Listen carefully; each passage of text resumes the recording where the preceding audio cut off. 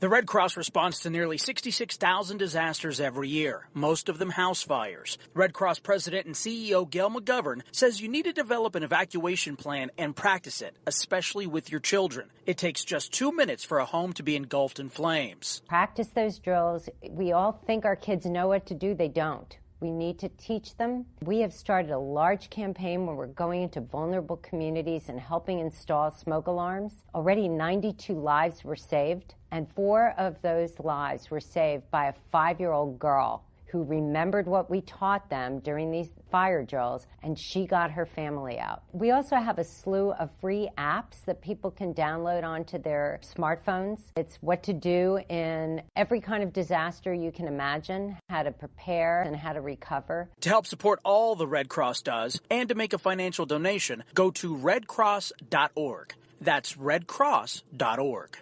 See that cute little dog in the pet store window? Chances are it came from a puppy mill. A breeding facility that forces caged, neglected, and often sick dogs to churn out puppy after puppy to be sold for profit. Meanwhile, millions of wonderful, healthy pets end up in animal shelters. This leads to the killing of more than 9,000 by the end of today. But with one simple choice, you can help. Just by deciding to adopt instead of purchase your next pet. Animal shelters are full of amazing pets looking for a home. When you adopt your new best friend, not only are you saving a life, you're taking a stand against puppy mills. When your friends see the smart choice and impact you've made, they adopt their next pet and share with 5 of their friends, who share with 5 more.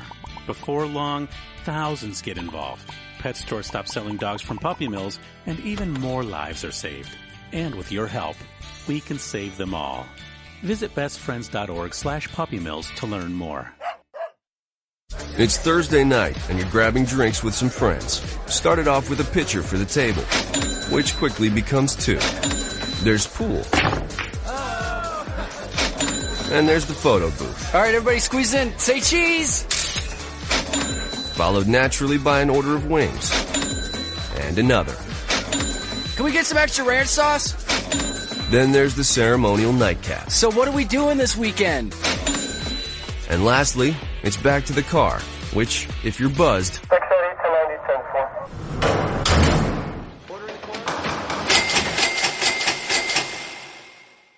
could be the most expensive night of your life. Getting pulled over for buzz driving could cost you around $10,000 in fines, legal fees, and increased insurance rates. Nothing kills a buzz like getting pulled over for buzz driving, because buzz driving is drunk driving. Brought to you by the National Highway Traffic Safety Administration and the Ad Council. Every day, the men and women of the United States Marine Corps demonstrate their commitment to defend the American way of life. Since 1775, we have served our nation as a force in readiness. From combat operations to humanitarian assistance in every corner of the world. No matter where the mission takes us today or wherever our country needs us tomorrow, we always remember the land we call home. As Marines, we take a stand for each other, for our nation, for us all. The few, the proud, the Marines.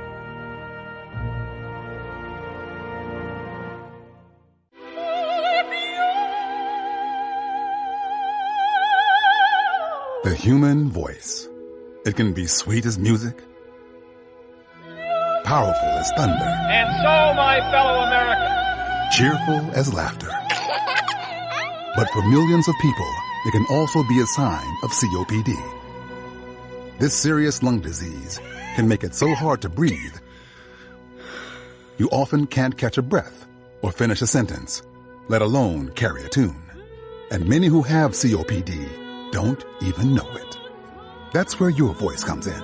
If you think you or a loved one have symptoms, talk with a healthcare provider.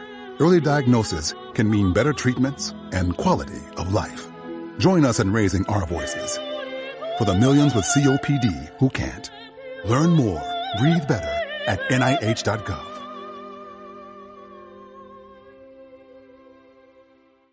As a mother, you don't want to have to worry about this bill is coming, but then she needs this chemo. That's a decision you shouldn't have to make. It's a huge burden lifted financially, and so it allows you to give singular focus to your child. I've never known a hospital that takes care of their patients so thoroughly. That was the first thing I was like, how are we going to do this? When they told us that we didn't have to pay a single bill, I was like, wow, they pretty much have saved us. It's like the world has been lifted off of your shoulders, and now your focus is supporting this child.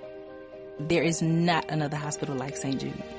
The patient care is unmatchable. It saved my life. It saved my daughter's life. It saved our family. St. Jude Children's Research Hospital. Finding cures, saving children. Learn more at stjude.org. The following program is closed captioned for the thinking impaired. Zinc Media. Feel the power of knowledge.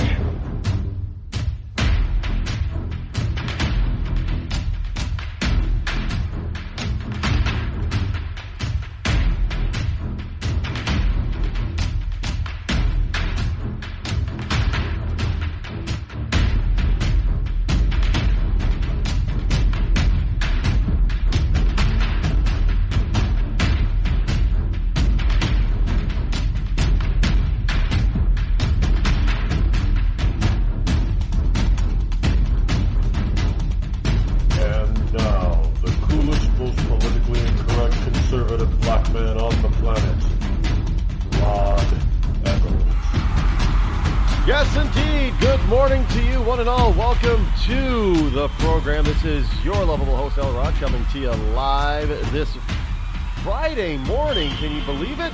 Welcome to Freedom Friday.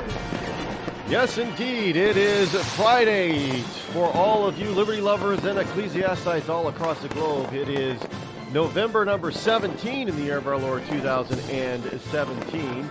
Glad that you are all here. This morning, as we get into bunches and bunches and bunches of stuff. We take things a little bit lighter on a Friday as we slide on into the weekend to celebrate our wonderful freedoms that our current president is giving back to us. Yes, indeed. Just about anything goes today. And it's including me having some wonderful technical difficulties here this morning with my whenever anything freezes or goes wrong in tech, there's folks, I'm convinced there's stuff going on out there. I'm not a conspiracy theorist, but when you have, when you have 2 or 3 computers in the same room, and they're all of, frankly, they're all HP, believe it or not. But they're all of different eras and different operating. Well, they're all Windows, but different operating systems. And all of them at the same time, on the same day, have glitches and freezes and programs that are frozen that you have to shut down from your taskmaster, and then you can't restart them unless you restart the whole damn computer. So it never happens where it's just, it doesn't seem like it just happens with one machine only. At least not for me. I'm not kidding, folks. It's all, whenever I have technical issues, when one of these things is freezing up or programs, all of them do it. And they're different programs, but they're all freezing up. Like, why does that happen? Something's going on out there. Now, maybe they only attack, I don't know, do you have an HP today that you were having problems with? I've said this often. I've had 3 HPs. Haven't been happy with any of them. HP, as far as I'm concerned, 3 strikes you're out. You guys, in my opinion, they've been selling junk. And the tech blogs, when I bought these things, were of no assistance. You go out and, let's find a good computer. You name a price range, so you want a good computer. And the tech blogs, well, this is a good one. Really?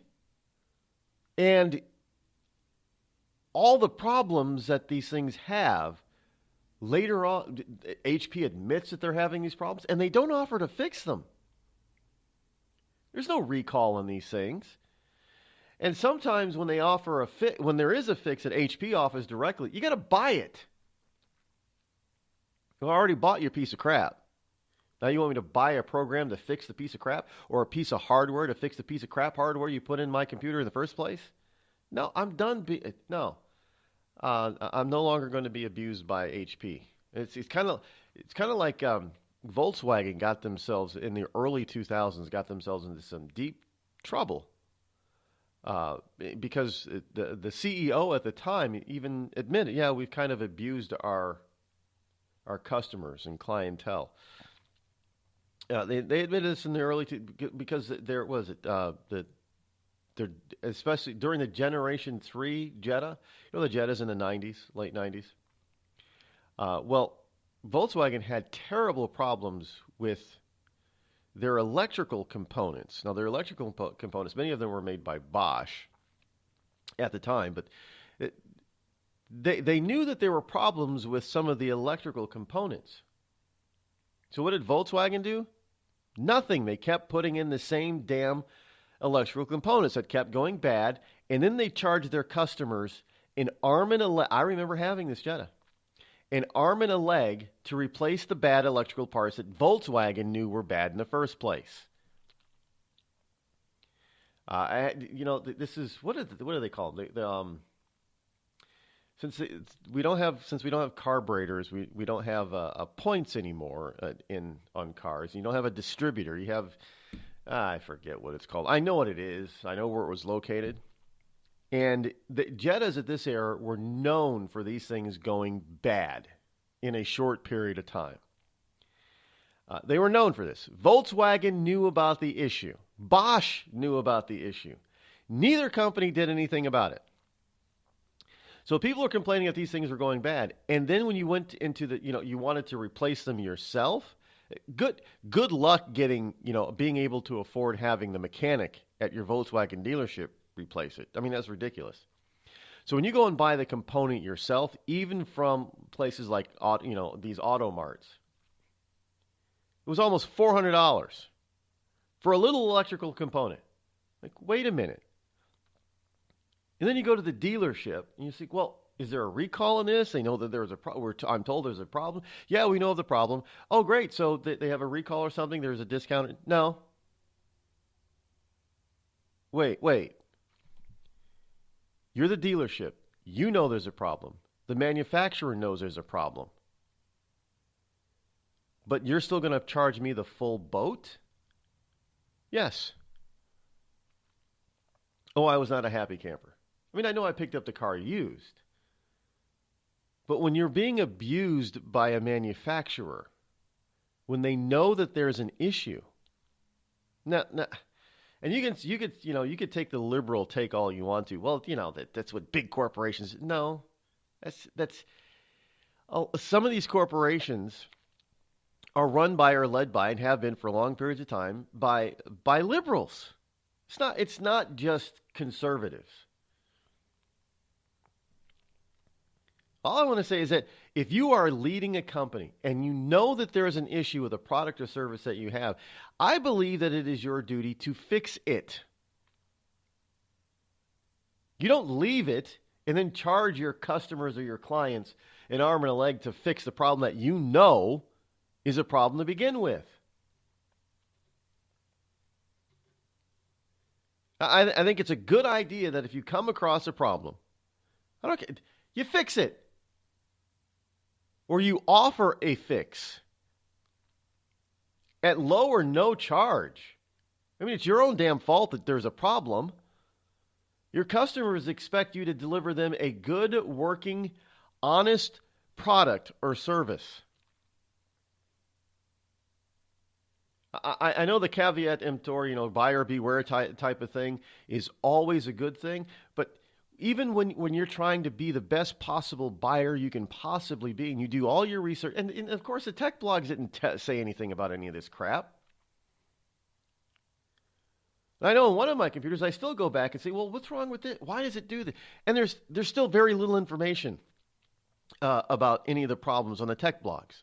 But if you do other investigations and look in other sites, they're more than happy to tell you, the individual people, not the tech blogs, but the individual people, they're more than happy to tell you the problems. And if or not the manufacturer knows about the problem. Tech blogs won't do that. So when you're trying to be, a good consumer, sometimes you can't. The information isn't available. And sometimes there's a gag order put on this stuff. I'm not kidding. There's a where's the story here? I got a story here this morning about that.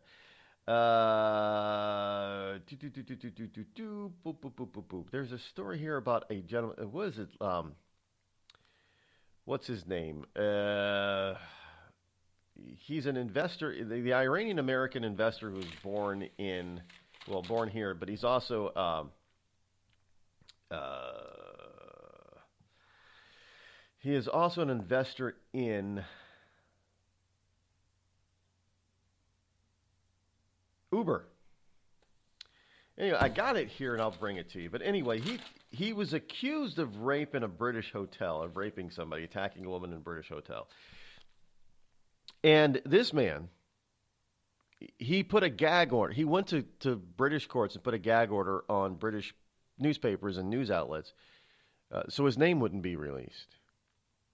The reason why they found out about it is because his name was released here in the United States. And, of course, there was no way in hell he was going to be able to do that here. But he thought he could keep it quiet there. And what happens? Nothing. Because people are able to keep things quiet that shouldn't be kept quiet. I mean, it's just one of those things, I guess. I don't know. By the way, have you heard about enough lamenting about products and services that go bad and go awry?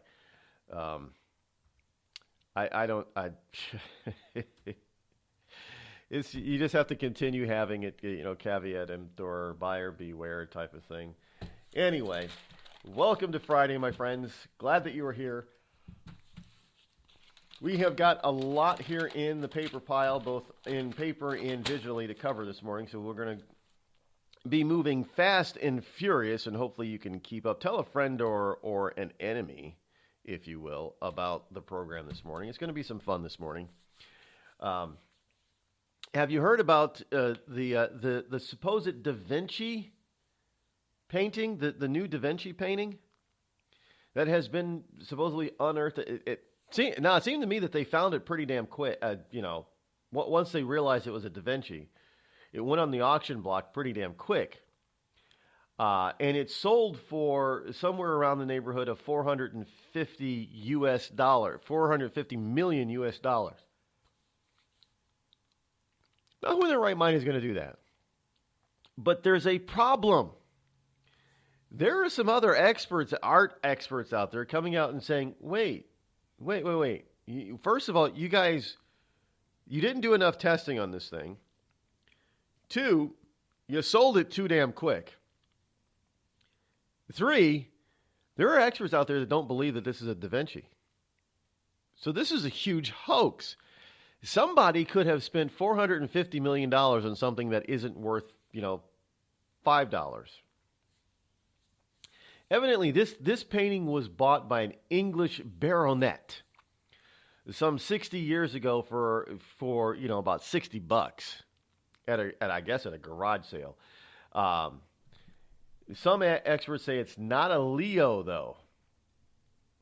And they go into great detail about the aspects of what is a real Leonardo da Vinci versus what this painting comes out to. Now, this painting said there are experts said that the artist is painter Giovanni Antonio Voltrafio. This is what I guess Sotheby's is saying this too. Sotheby's.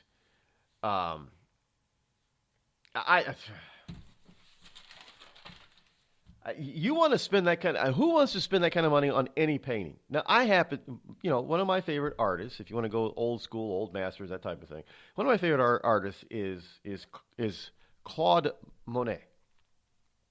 I love impressionist types of paintings and artwork. And Monet, he's one of my favorites. Yeah, of that genre, if you will. But I don't care if I did have the money. There's no way in hell I'm paying $100 million, $65 million, $450 million for a single painting. It's an investment, Rod. No, it's not an investment. Not to me. You buy something like that because you like it. Well, I mean, it's a good investment because it's most likely always going to go up in value. No, it's not always. I remember back in the day when when antiques were all the rage, antique furniture. I'm not talking about the stuff that you buy at the antique shows and fairs and stores around here in New England. I'm talking about the real so-called investment quality antiques. I remember at some point back in the 90s, Barbra Streisand and a bunch of other celebrities were snatching up these antique furniture pieces. And I remember Barbara, there was a sideboard, a dining room sideboard. It was built like in the 14 or 1500s or something like that. It was like Queen Anne, maybe it wasn't 1500s. It was a Queen Anne style thing. It was a beautiful piece of furniture. Now, back in the 90s, Streisand spent $40 million on this thing. $40 million on a piece of furniture. Now, will she ever get her money back out of it? I don't know if she still has it or sold it or not. But I don't care how much money you have. That's not an investment. It's kind of like, when people buy cars. Jay Leno is famous for having, he's got a huge car collection. Now, I understand I love cars too, and some of them are really, rolling pieces of art. They're beautiful things. But the prices that he has admittedly paid for some of those, you got to be out of your mind. Well, it's an investment, Rod, because someday you're going to make more money off of it by selling it.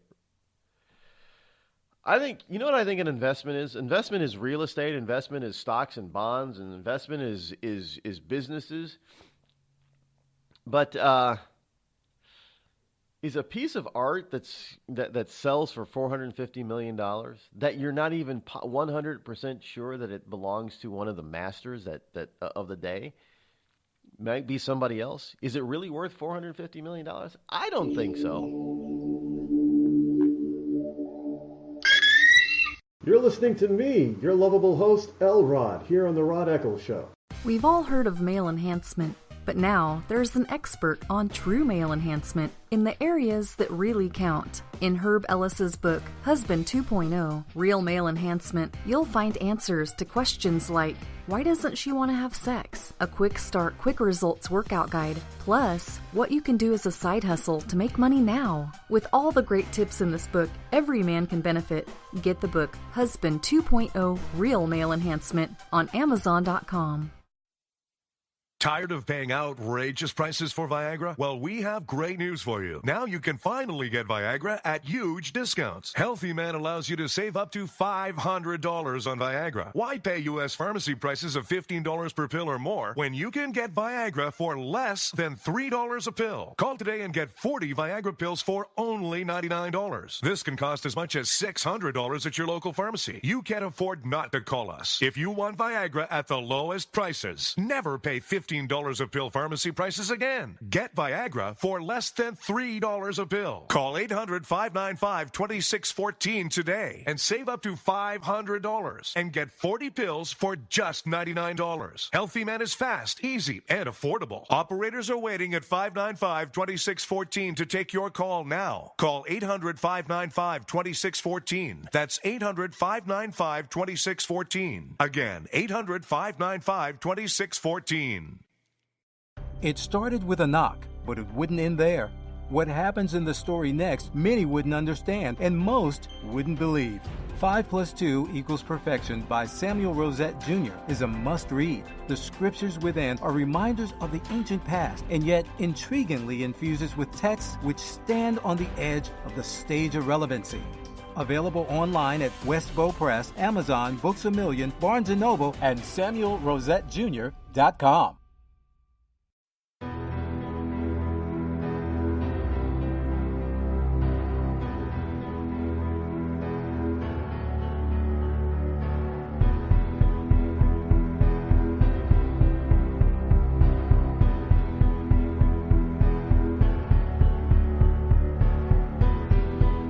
A little bit of warning this morning. Now, I know when things usually go rotten on my tech stuff, it really goes rotten.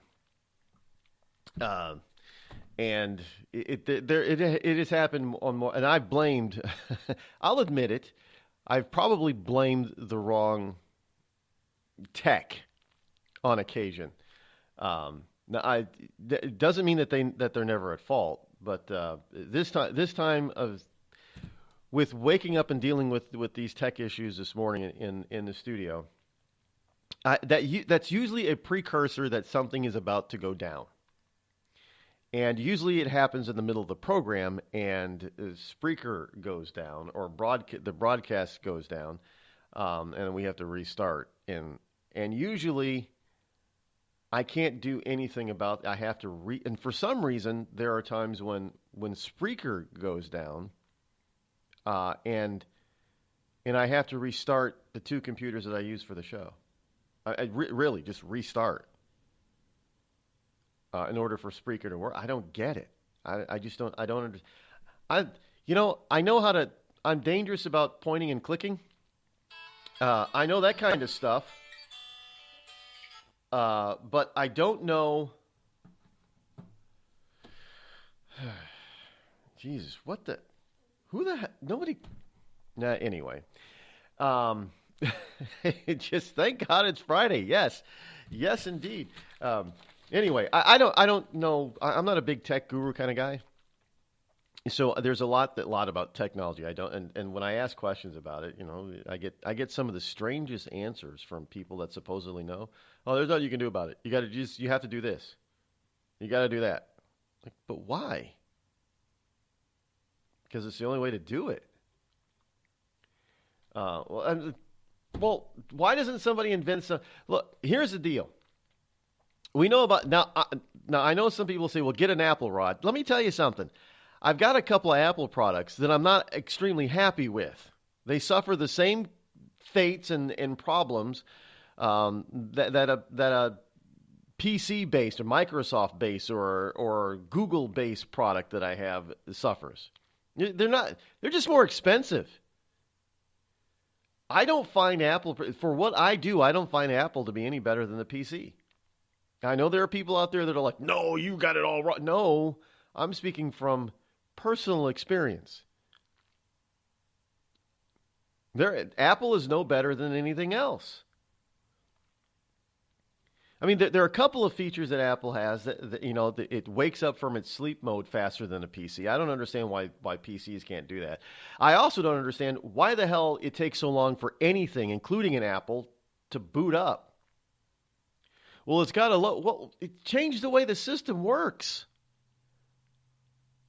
That would seem to me to be the first thing.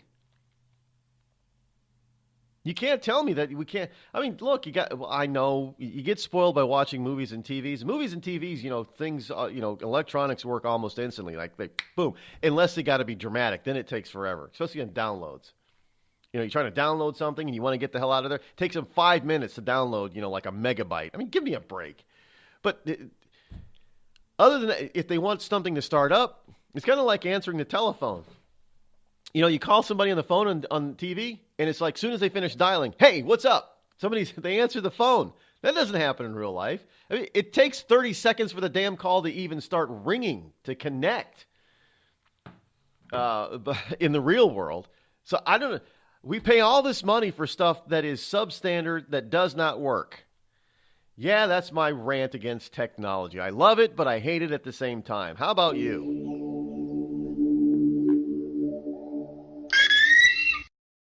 You're listening to The Rod Eccles Show. Let truth be told. On the battlefield, there's a saying America's military men and women live by. Never leave a fallen warrior behind. Ever. Off the battlefield, Wounded Warrior Project operates with the same goal. We leave no warrior behind. Wounded Warrior Project is a non-profit organization created to help our men and women returning home with the scars of war. Whether those scars are physical or mental, we're here to make sure that they heal.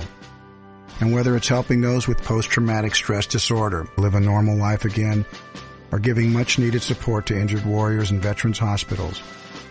Because no one deserves our help more than the men and women who risk their lives to keep us safe. Wounded Warrior Project. We never leave a fallen warrior behind. Ever. Learn more about what we do at woundedwarriorproject.org. Think fast. In the short time it takes to listen to this message, a small flame can turn into a big fire. Several minutes more, and thick, poisonous smoke may have filled your lungs and reduced your ability to respond. Give it 5, and your entire home may be filled with flames.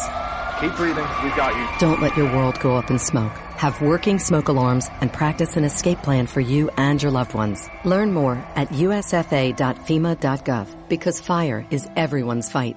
Have you mixed your pain meds, your sleep meds, your allergy meds? Call the Poison Helpline. Has your child eaten a tube of toothpaste, a chip of paint, a wild mushroom? Call the Poison Helpline. Have you been bitten by a spider, a snake, an insect? Call the Poison Helpline. Poisonings can happen at the home, on the job, or in the great outdoors. Call the Poison Helpline first for fast, free advice from medical professionals. Call 1-800-222-1222 anytime, anywhere. 1-800-222-1222. Save the number, save a life. Brought to you by the U.S. Department of Health and Human Services. Hi, I'm Hillary Duff. As a mom, I'm proud to support the March of Dimes in helping more women have full-term pregnancies and healthy babies. That's why I walk in March for Babies. The money we raise funds research and local programs that help babies overcome the challenges of premature birth and birth defects. Sign up today at marchforbabies.org. Together, we can help make healthier babies possible for thousands of families. It's pretty amazing when you consider that 7 years ago, we didn't have the treatments we have now. We cure 80% of children with cancer. Go back 50 years, we were curing 20 to 30%. This is the miracle story of modern medicine. We understand what makes this cancer tick. And of course, without donors from around the world, this just couldn't happen. There's one thing we're focused on, and that's beating this thing. St. Jude Children's Research Hospital. Finding cures, saving children. Learn more at stjude.org. It's Thursday night, and you're grabbing drinks with some friends. Started off with a pitcher for the table, which quickly becomes 2. There's pool. And there's the photo booth. All right, everybody squeeze in. Say cheese! Followed naturally by an order of wings. And another. Can we get some extra ranch sauce? Then there's the ceremonial nightcap. So what are we doing this weekend? And lastly, it's back to the car, which, if you're buzzed,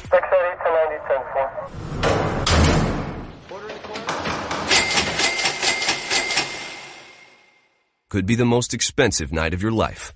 Getting pulled over for buzz driving could cost you around $10,000 in fines, legal fees, and increased insurance rates.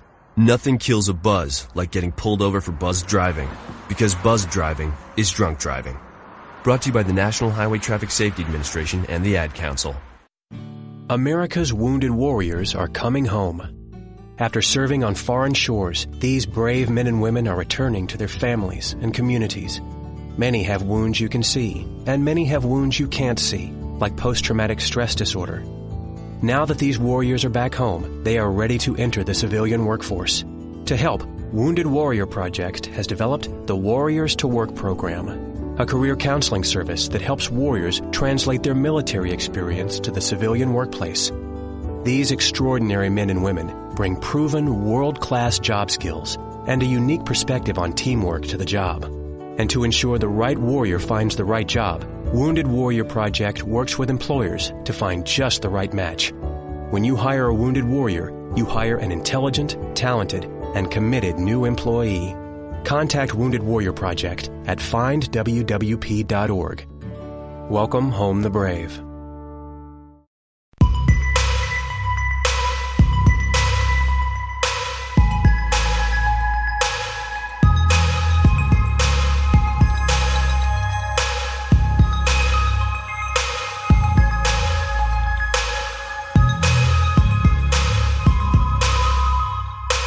And welcome back as we feverishly work behind the scenes while the program is on the air to speed up some of this. Everything is slowed down here too.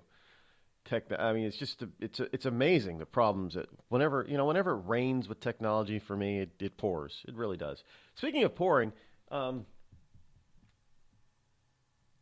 don't know what's going on with the weather around here, but this morning we had some pretty hefty, awful wind going on outside. And it's kind of a chilly morning here in northern New England. But shortly after the show went live this morning, it stopped. It's dead silent out there. No wind. That's just the creepiest thing. You think it's October, not November. By the way, next week at this time, we'll be doing a couple of best of shows because it's Thanksgiving already. Can you believe that? And I just want to remind people out there, we have had some people send over their Christmas songs. Now, we just don't play anything, by the way. We do go through a review process here. We do, look them over. We actually listen to them before we play them on the air. And we do thank you.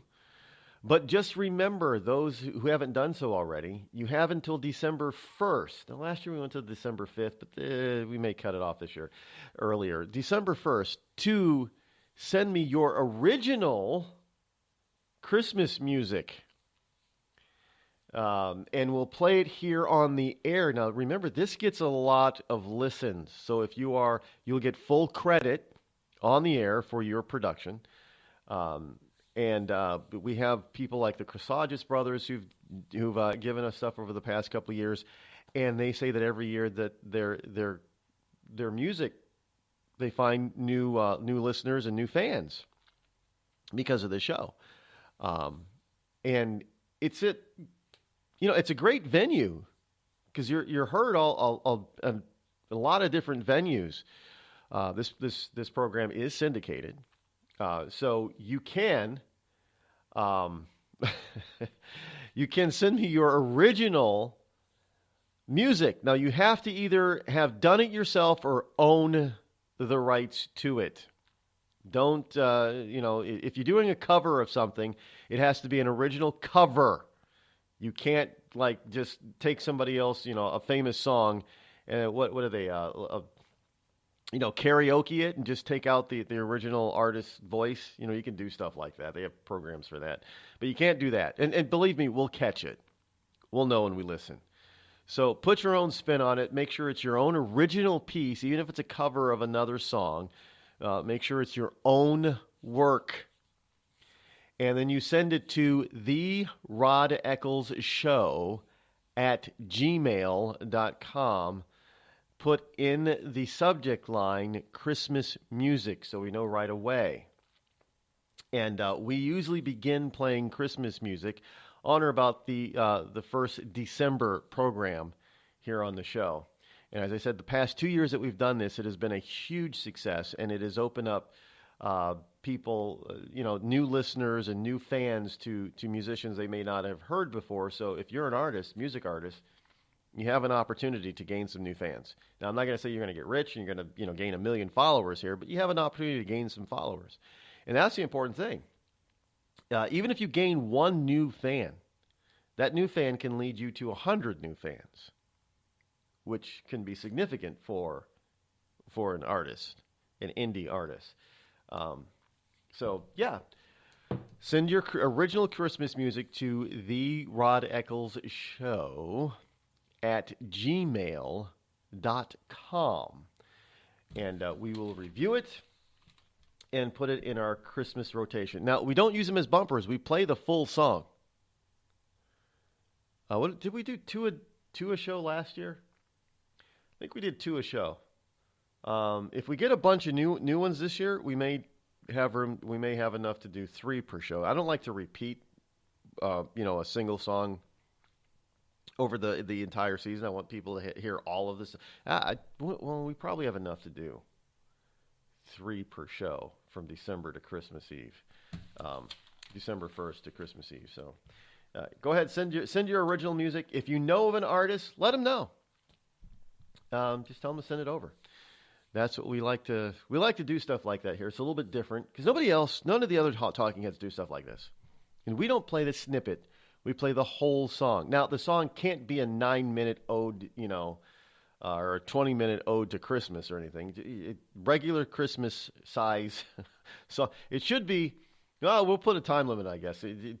Last year we had somebody send us like a I don't know. I guess it was a modern. What would you call it? Modern classical. It was a 12.5-minute song. Well, I wasn't going to spend 12.5 minutes on a single song in my show, so 5 minutes or less is a good one. I'd never name the artist who did that, but and I got to admit, I didn't listen to all 12.5 minutes of it. But I don't play snippets. I play the whole thing, so I don't want to chop it up, and I won't. So I just if it's too long, I just won't play it. So, but but it was. I mean. The first 4 minutes that I listened to was pretty good, but 12 minutes of it, I don't know. Not going to do that. Anyway, send those songs over to me post-haste. Before you know it, it'll be December 1st because it's already November 17th. Voters, did you La Junta, Colorado. I know it's not pronounced La Junta. It's La Junta or La Junta. Colorado has elected a new school board member. Now, folks, how would you like this? He's an admitted murderer. I'm not kidding you. Thomas Seba, S-E-A-B-A, pleaded guilty to murdering a fellow Marine in the 90s. Semper Fi, hoorah, kills a fellow Marine back in the 90s. Now, I don't know I didn't know you were allowed to. I thought you were not allowed to hold elected office if you were convicted of such a crime. But anyway, Seba moved back to Colorado after getting out of jail, and he got a job with the La Junta wastewater department. His past is well known during the school board race. Here's the story. Although it was obvious a set of horrific mistakes compounding one another, which led to me serving time in prison. That's a quote from him. Now, let me see if I can reread that. If it's worded very poorly. Although it was obvious a set of horrific mistakes compounding one another, which led to me serving time in prison. And this guy's going to be on the school board. He's going to be responsible for educating your kids out there in La Junta, Colorado. Why do I keep on saying California? Is there a La Junta, California? La Junta, I guess. Is that how you pronounce Junta? Junta. I don't know if I got my Latino accent down on that or not. But the East Otero School District Superintendent Rick Lovato said, "We researched to see what the criteria was. It's not outside of the rights for a person with a felony conviction to run for school board office." Well, okay. I mean, you're probably prevented from running for most other offices, I guess, but you can run for the school board. You gotta love it. So out in Colorado, you can be an admitted, convicted, time-served murderer, and no, it doesn't appear that he was pardoned, and it doesn't appear that his conviction was vacated. He was released from jail. He served his. Doesn't say how many years he served for the crime. But La Junta. Okay. See, I was close. La Junta, La Junta. You know, gotta get. I didn't take Spanish in school. I actually took French, and I don't remember much French. Well, they don't speak a lot of French around here, and I don't go to Quebec in Canada very often, so I don't get to utilize it.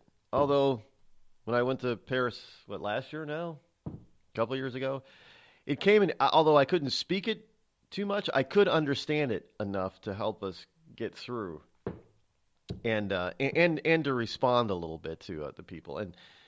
And as I mentioned before, if you try to be understanding with them, they'll be understanding with you. Because everybody talks about how arrogant the French are and they only want to speak French. No, they don't. I responded a little bit in French as best I could, and I let them know, well, I'm not very good at speaking French, but parlez-vous anglais? And they go, oui. And then I apologize for destroying their beautiful language, and they laughed. They all laughed. We went to a restaurant, and she was, obviously she didn't know we were Americans at first, and I responded in a little bit in French, and then I just said, "Pardon, mademoiselle, parlez-vous anglais?" And she said, "Oui." And I apologize for this. I apologize for destroying your beautiful language. And she laughed. She goes, "No problem. We have a lot of English speakers, France or England." And she was saying English because of the English. Brits, Brits vacation in France? And in fact, I guess there are a lot of Brits own vacation property in France. So the French are very versed in English. Believe it or not, it's kind of a surprise to me. The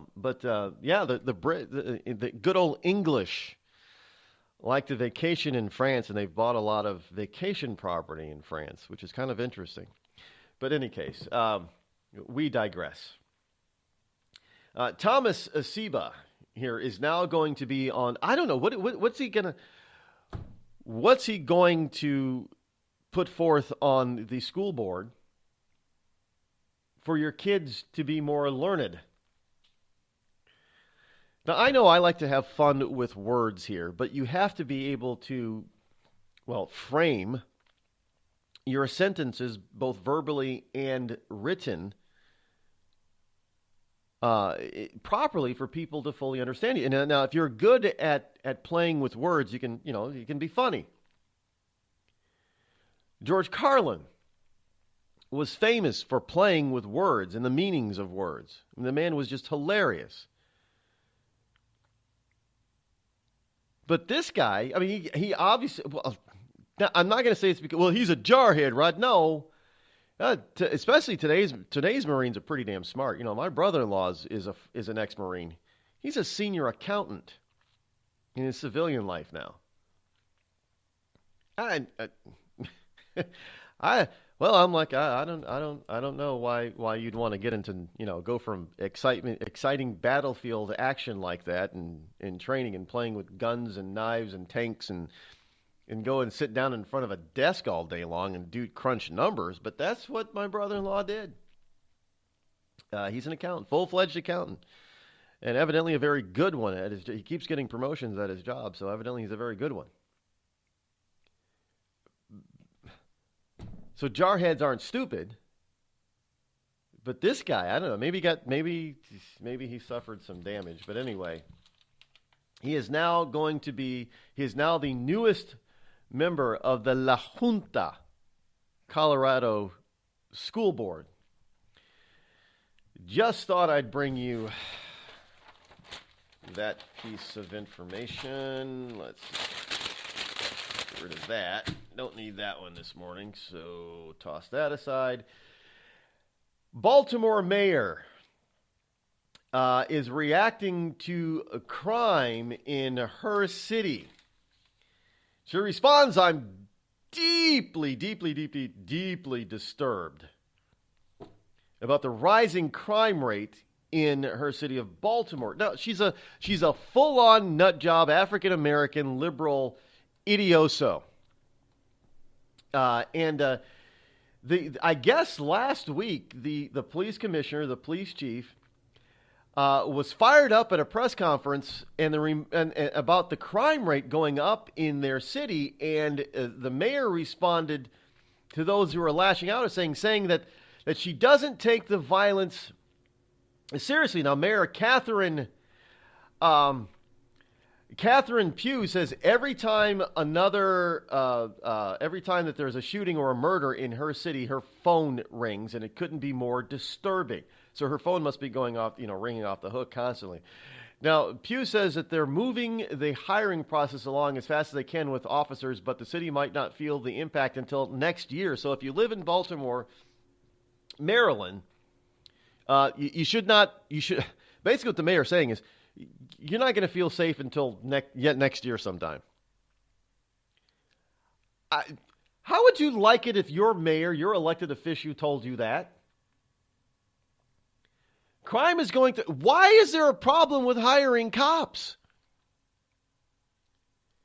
in Baltimore? Well, I don't know. Could it be that, Baltimore was one of those cities where Black Lives Matter and they let them get away with being anti-cop? Could that be? Could it be because of what was it, the Freddie Gray? Was it Freddie Gray? Was that Baltimore? When it was, when they tried to try and convict 6 of the cops. You weren't on the cop side in that.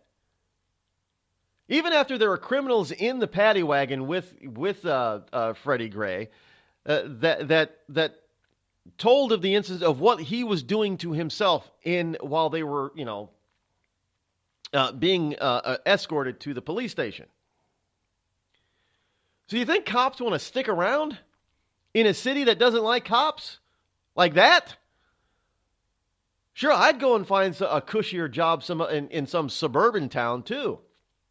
It doesn't seem like most other jurisdictions around the country, let alone Maryland, doesn't seem like too many jurisdictions have a hard time finding people, good, decent people who want to be police officers. And so now the mayor is saying, well, hey, we're having a hard time hiring. We're trying to hire as many as we can, as fast as we can, blah, blah, blah. But guess what? You're not going to feel the impact, and you're not going to feel any safer until next year sometime. That's basically what the mayor of Baltimore just said. Thank God for liberals, because what else, would you feel safe in a conservative city? Actually, yeah, I would. Hello, America. It's me, your history.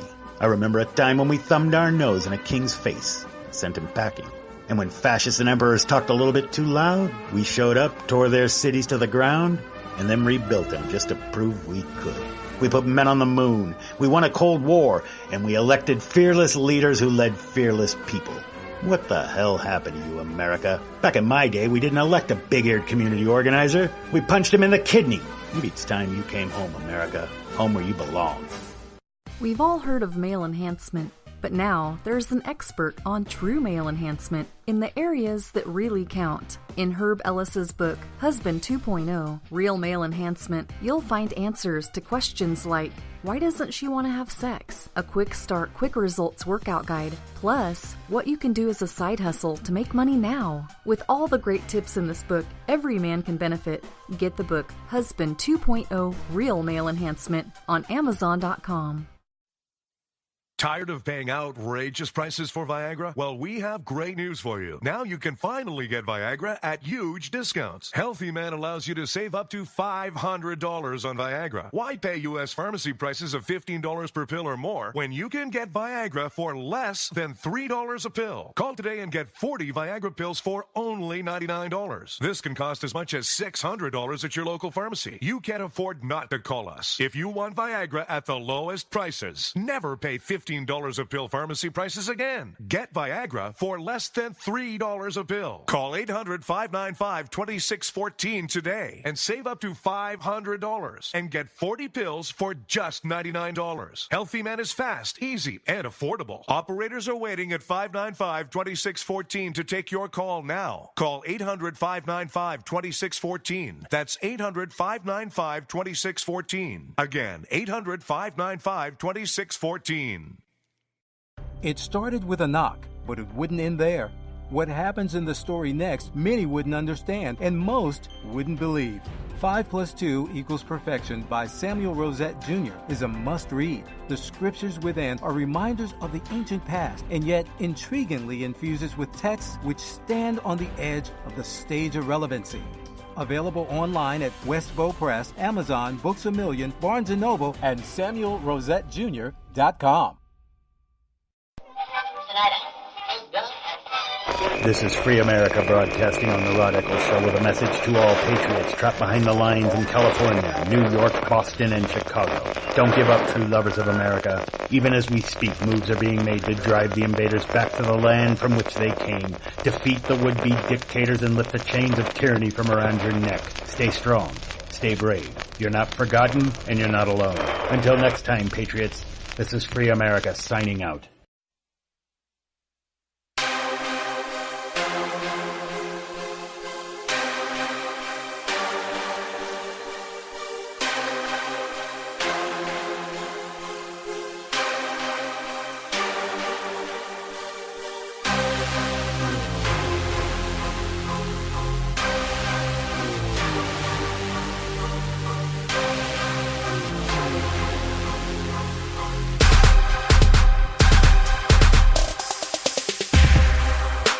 So now, not only are, your kids aren't safe in Baltimore, and evidently your kids might not be safe in La Junta, Colorado either.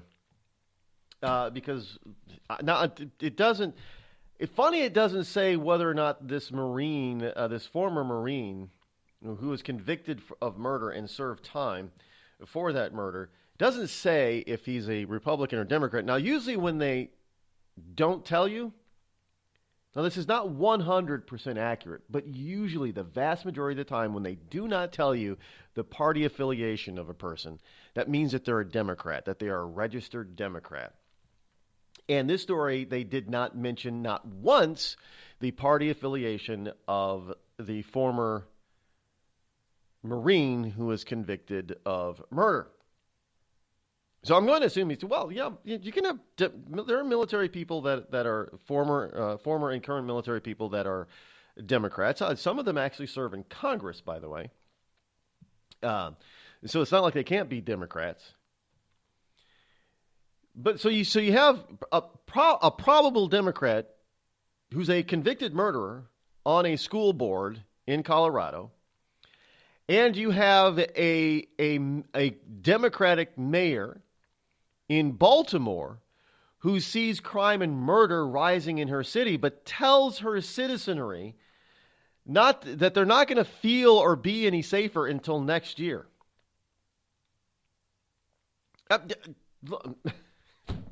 You can't make this stuff up. She's firing back at her critics who question her leadership, as Baltimore is currently closing into one of the deadliest years ever, hitting 300-plus murders for a third year in a row. It's mini Chicago in Baltimore. Baltimore is not a huge city. 300 murders in Baltimore is probably roughly the equivalent of some 2,000 murders in Chicago or New York. This is unbelievable. And then to have them actually get on the air and tell you that you should not expect for any relief for another few months. That's just criminal in my book.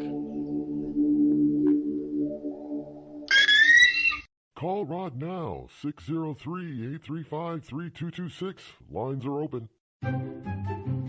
Have you ever thought to yourself, I'm a leftist elite Hollywood a-hole? If so, good news. The Rod Eccles Hollywood Community College is now open, featuring such courses as unemployment is not paid vacation. No, Americans don't want to spend $19 for an order of French fries, and the ever popular shut the hell up. Why, just listen to this big-time celebrity endorsement.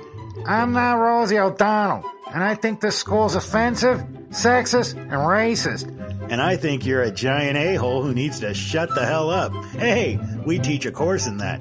The Rod Eccles Hollywood Community College, where being an a-hole is not a guarantee you'll be an A student.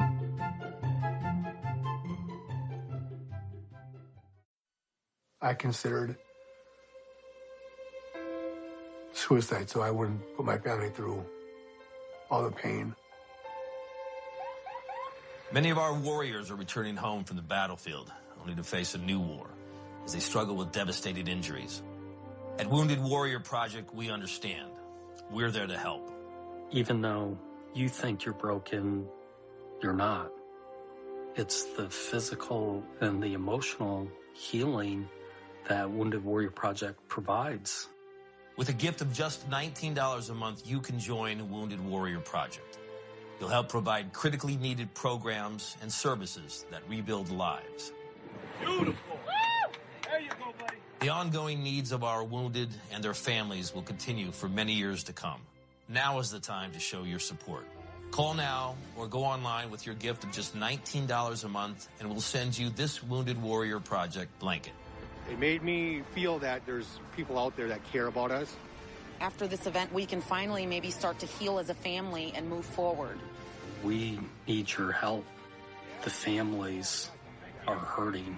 For many of our wounded heroes, the greatest casualty is being forgotten. That's why your gift of just $19 a month is so important. Please, call or go online right now. Think fast. In the short time it takes to listen to this message, a small flame can turn into a big fire. Several minutes more, and thick, poisonous smoke may have filled your lungs and reduced your ability to respond. Give it 5, and your entire home may be filled with flames. Keep breathing. We've got you. Don't let your world go up in smoke. Have working smoke alarms and always stay in the kitchen when cooking at high temperatures. Learn more at usfa.fema.gov, because fire is everyone's fight. And now, a message from the American Migraine Foundation. It's an absolute nightmare. I was terrified. It was like your head's gonna explode. Migraine is a disabling disease. Just all of a sudden couldn't see. Migraine has ruined my life. Absolutely terrifying. There's pain that does not stop. It's a throbbing, pulsing, banging, hammering feeling in your head. 36 million Americans suffer. I started getting migraines around 5 years old. Just takes over everything. I feel trapped by migraine. It hurts like my head's gonna fall off. And the whole world around you stops. My world has gotten small. You feel like the world's closing in on you. There's nothing you can do. I had spent a year housebound. It's like you're trapped in your head. There's no escaping it. You can't leave your body. Don't suffer alone. Make your move against migraine. Visit AmericanMigraineFoundation.org to find help, learn more, and get connected. It's Thursday night, and you're grabbing drinks with some friends. Started off with a pitcher for the table, which quickly becomes 2. There's pool. And there's the photo booth. All right, everybody squeeze in. Say cheese! Followed naturally by an order of wings. And another. Can we get some extra ranch sauce? Then there's the ceremonial nightcap. So what are we doing this weekend? And lastly, it's back to the car, which, if you're buzzed,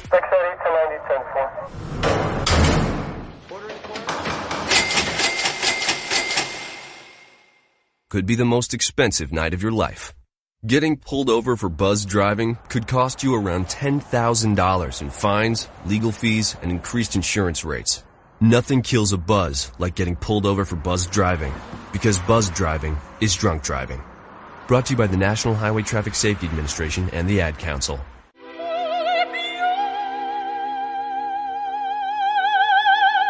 The human voice. It can be sweet as music,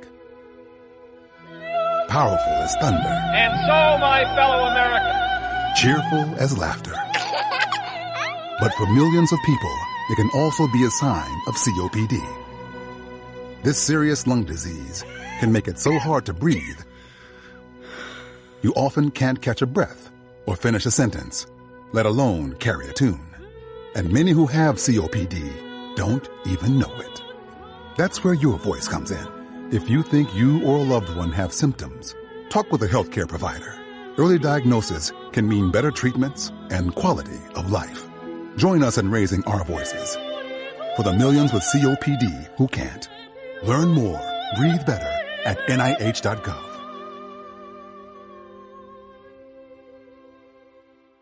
Every day, the men and women of the United States Marine Corps demonstrate their commitment to defend the American way of life. Since 1775, we have served our nation as a force in readiness. From combat operations to humanitarian assistance in every corner of the world. No matter where the mission takes us today, or wherever our country needs us tomorrow, we always remember the land we call home. As Marines, we take a stand for each other, for our nation, for us all. The few, the proud, the Marines.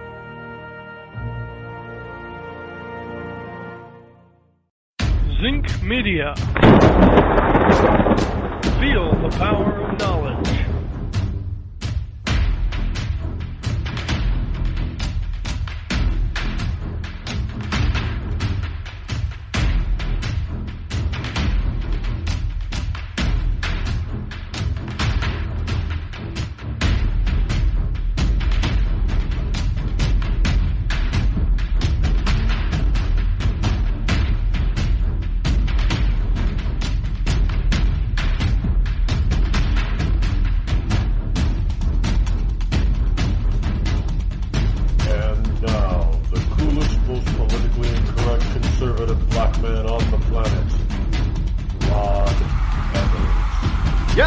Welcome back. Hour number 2 here on the Rod Eccles Show, the fastest 3 hours on Internet Talk Radio, already an hour in the can, as we come to you live this Friday morning. Welcome to Freedom Friday.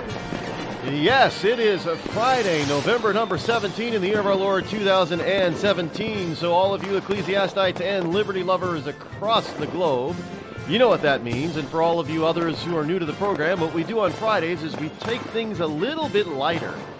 Just about anything goes here on Friday. Now, we are having some technical difficulties with our phone system this morning.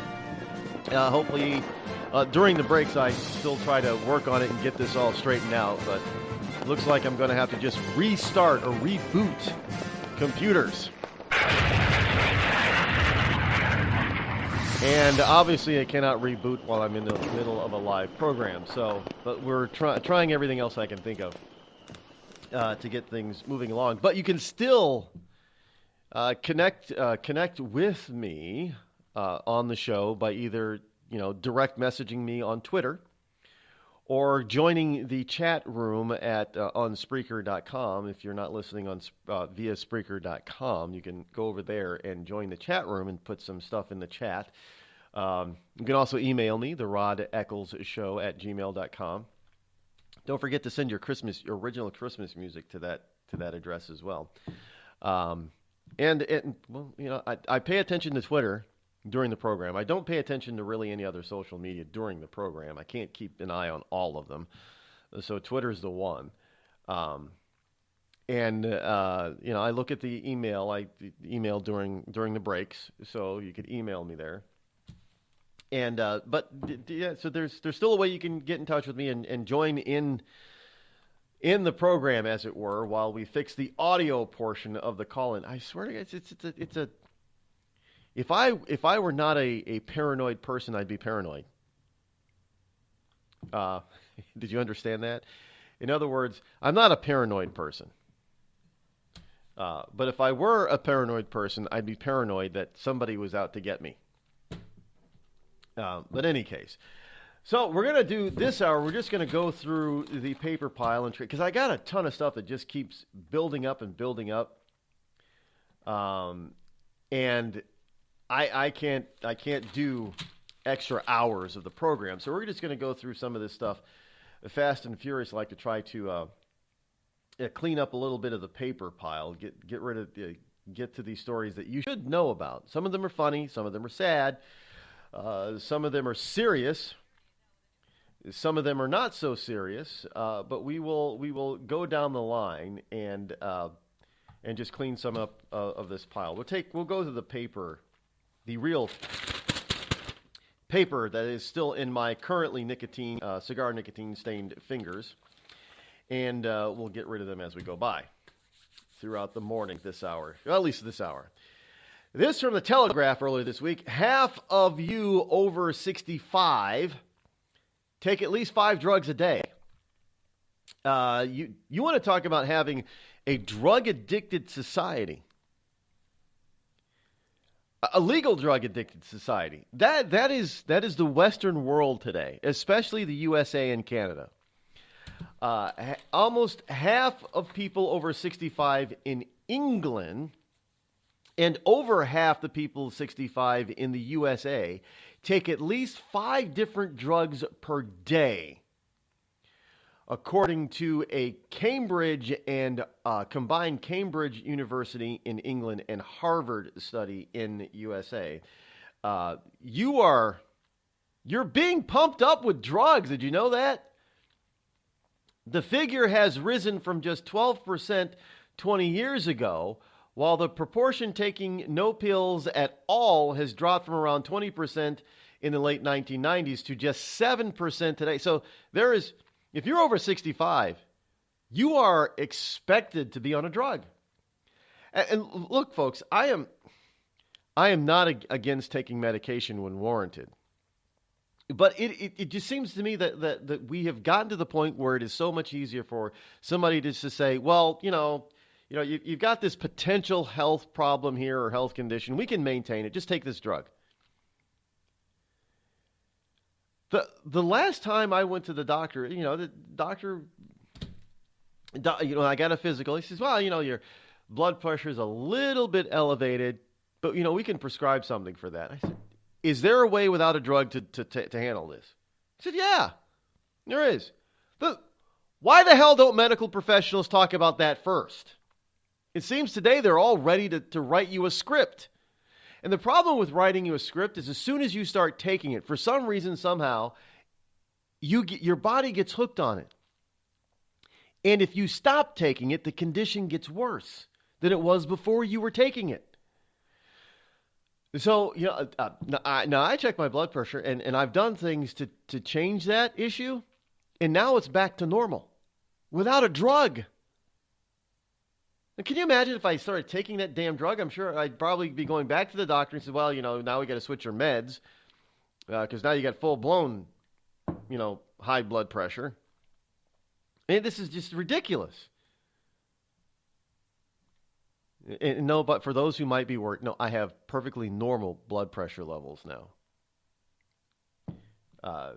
And I have a strong and rather low pulse rate.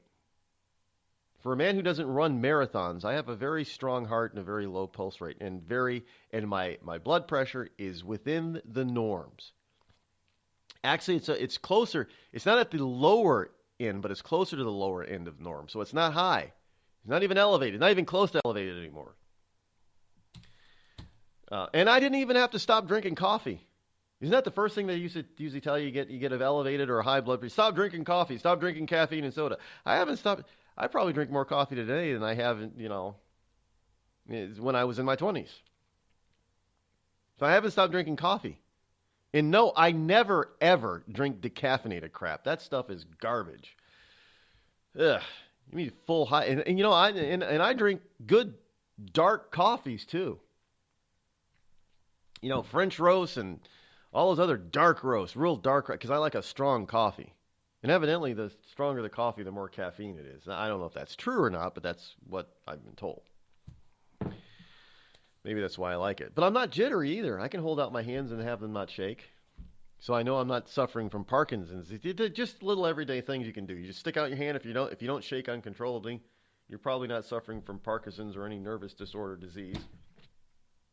If you drink coffee or lots of soda and you don't shake uncontrollably, well, it's because you're used to it now, Rod. You're addicted to it. No, I can go days without drinking coffee without getting a headache.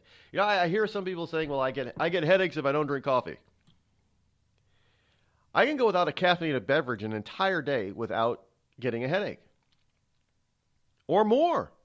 I mean, there are times I've gone, especially when there are times when I fast. 3 to 5 days. I can go 3 to 5 days without drinking a caffeinated beverage at all. Never get a headache. So I don't know when people say, well, if I don't drink coffee, I get a headache. I think it's all in their head. Ha ha! It's in their head. Headache. Get it? Anyway, you have some of these drugs that really do. I think. I believe that they make things worse. By the way, you see all these advertisements or advertisements, tomato, on the television. On the television, you see all of these drug ads. Now, the problem with the drug ads isn't that they're good for curing what ails you, because none of them seem to actually cure anything. You ever notice that they just maintain? They help you manage whatever ailment you have. But the list of side effects is staggering. Now, for some of these things, I mean, these are just mild conditions that people can usually live without a drug on, and they can maintain it. But some of these side effects include, but on rare occasions, side effects include death.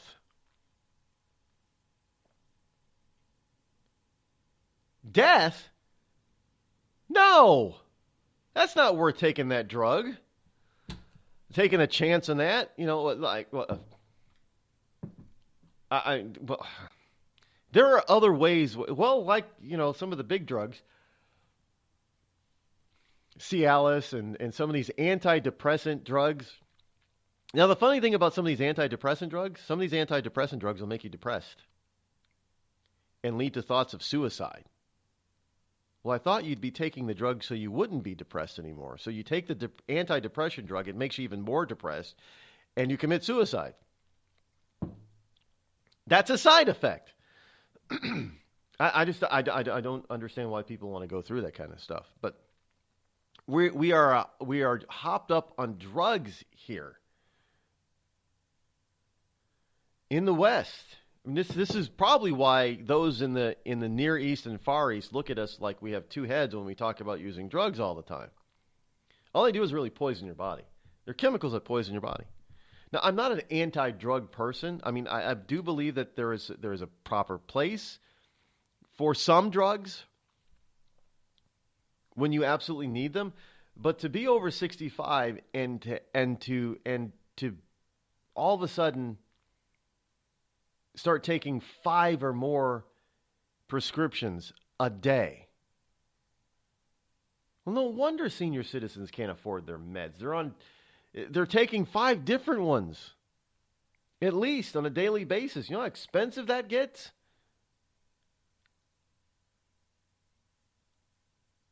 How about we just take better care of ourselves? Speaking of drugs, Denver, Colorado says, the doctor in Denver, Colorado says an 11-month-old boy died from a deadly heart condition, and it was likely related to marijuana. As of this writing in this is from the cannibalist.co, by the way, not regular news. Now, this is now I've never heard of this, but of course there was going to be a website for people who like cannabis.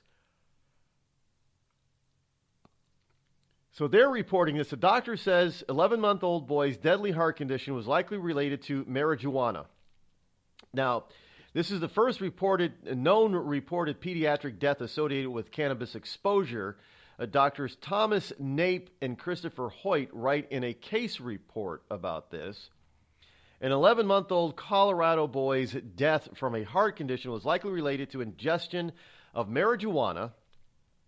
2 Denver doctors have concluded, but the precise link remains unclear. The boy's death was first reported in a study reported last year about kids' emergency room visits following marijuana legalization. The boy who was not identified in that study arrived at the hospital unresponsive with a rapid heartbeat, and he later went into cardiac arrest and died. He had no known history of heart problems previous. The boy tested positive for THC, which is the psychoactive compound in marijuana. But at the time, the researchers of the original study said he was unsure whether that was related to the boy's death. Evidently, the boy got into his parents' edible stash and ate a marijuana stash of brownies and candies. Now, one of the things is I've often heard about is that people say, well, you can't OD on marijuana, which I know is a lie. We don't know. Now, I'm not for bringing the hammer down on people who smoke or utilize marijuana. I think it should be legal. But we don't know. We haven't done enough study on the full effect. Look, we've got other things that probably do more harm than marijuana that are legal. Help, you got people taking 5 or more drugs every day. Now, I know marijuana does not have the list of side effects that a lot of those prescription drugs do, but those prescription drugs are okay. I know somebody saying, well, hey, you're just a pro. No, I don't utilize. I don't eat it. I don't smoke it. I don't drink it. I don't know. Can you drink marijuana? I'm sure there's probably Wow, I think I just invented something new. I don't know. Well, would it be? I don't know if it'd be legal or not. Well, we used to have these these caffeine infused alcoholic beverages. What if we had a marijuana infused beer? I wonder if that is illegal. If you're in a state where marijuana recreational use is legal, you could probably do this. And if you do, I just want 1% of your earnings because it's my idea. But I don't. If we're going to push drugs that are far more dangerous and deadly than marijuana, why is marijuana illegal? Well, fine. Then make it just. If you think that it's too powerful of a drug. Now, I guess you could do it by prescription. Some states have prescription only medical marijuana, and not recreational use marijuana. Now, here in this state, in New Hampshire, we have medical marijuana is legal, and they just earlier this week shot down a potential bill to legalize recreational marijuana use, even though Maine and Massachusetts have recreational marijuana use is legal. Here in New Hampshire, for some reason, in the state that's live free or die, they're not giving us a choice to choose. But I don't smoke it. I don't eat it. Don't drink it. Don't do anything with marijuana. Don't touch it. Don't cultivate it. Don't grow it. Don't sell it. Don't do anything with marijuana. But if somebody wants to, I don't currently see a problem with it. I see a problem with far more dangerous drugs that are too easy to get. Even though they might be prescription only, they're just too easy to get. And we're concerned over this stuff. There is a history behind marijuana that maybe we'll go over one day that also makes it questionable as to why it's still illegal today. But if you're saying that it's a perfect drug, it doesn't harm you in any way, you're a liar. Like any drug, it has its potential side effects. If you take too much of anything that is good, it turns bad. That includes pot. And evidently, we have a case here where there was a 1-year-old child, 11-month-old boy, who died from ingesting his parents' stash. Well, there you go. It can be dangerous and deadly then, can't it?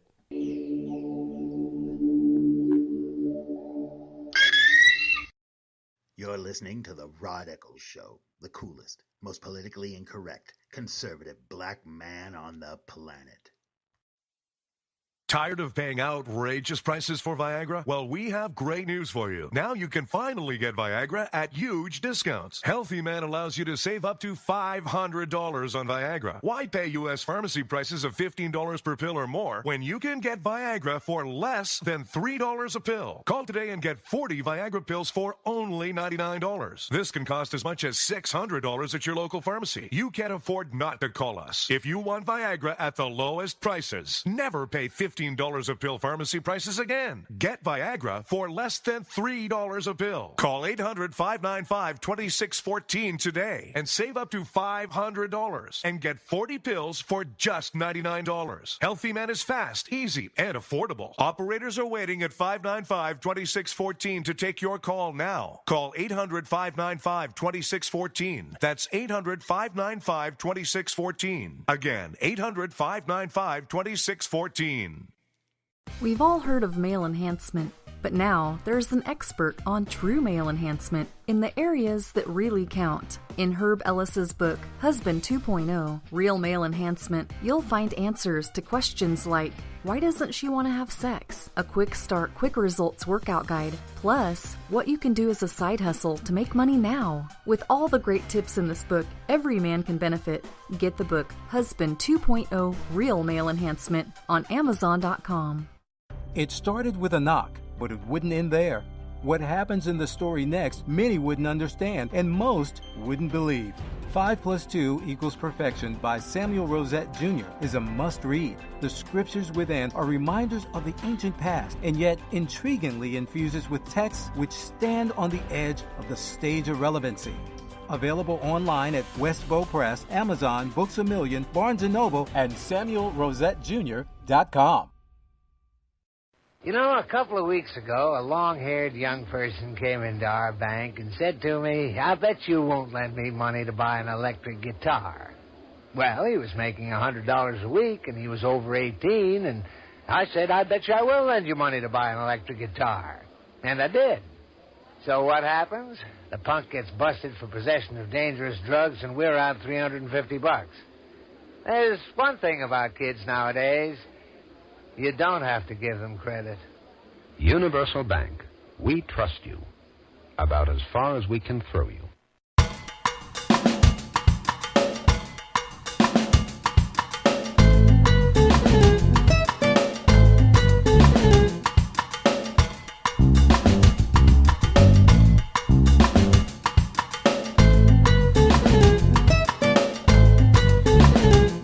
Got a Homeland Security bulletin here.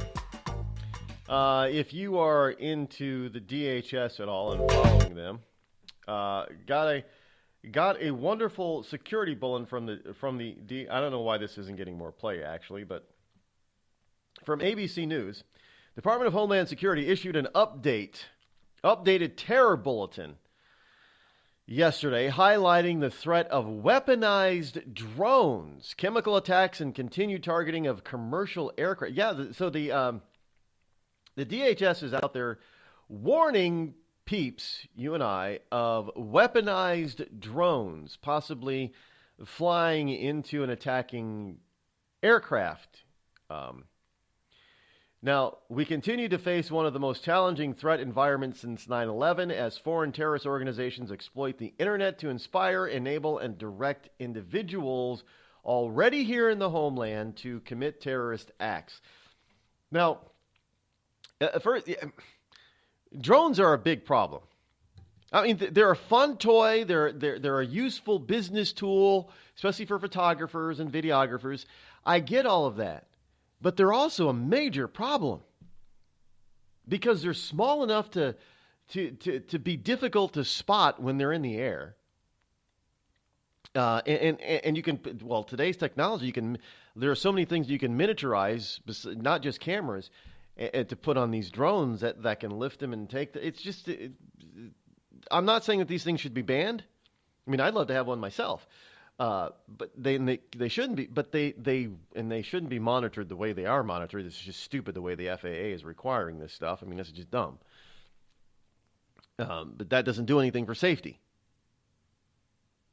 We don't have any. Nobody seems to be developing systems that are anti-drone systems. other than a regular law-abiding citizens who shoot them down if they fly over their property, without any permission, which is happening more and more, by the way. So don't fly your drone over your neighbor's property without your neighbor's permission. I mean, seriously. But we keep being told about these things, and they don't seem to do anything about it. And by the way, I hate this whole term of homeland. You know who uses the term, and I'm being serious here. You know who uses the term homeland? Any fascist, communist type of government. Not a free society. Dad, we need to talk. Can we just enjoy the drive? If you're not going to listen to me, who will we listen to? Jeffrey. Ah! Marcia Gay Harden, what? Eyes on the road, Dad. What are you doing? What are you doing in my back seat? How did you get in here? You're getting older. Not that old. Your brain's changing. It's natural. Yeah, that's what I was saying. Honey, I've got experience with this. Jeffrey, brain health is all about making the most of your brain as you age and helping to reduce some of the risks to your brain. Really? Now that's interesting. So, you'll talk to her about this, but not me. Marcia Gay Harden? Where did she go? Learn what you can do to help keep your brain healthy at brainhealth.gov. She didn't say goodbye? I mean, I would have. Visit brainhealth.gov.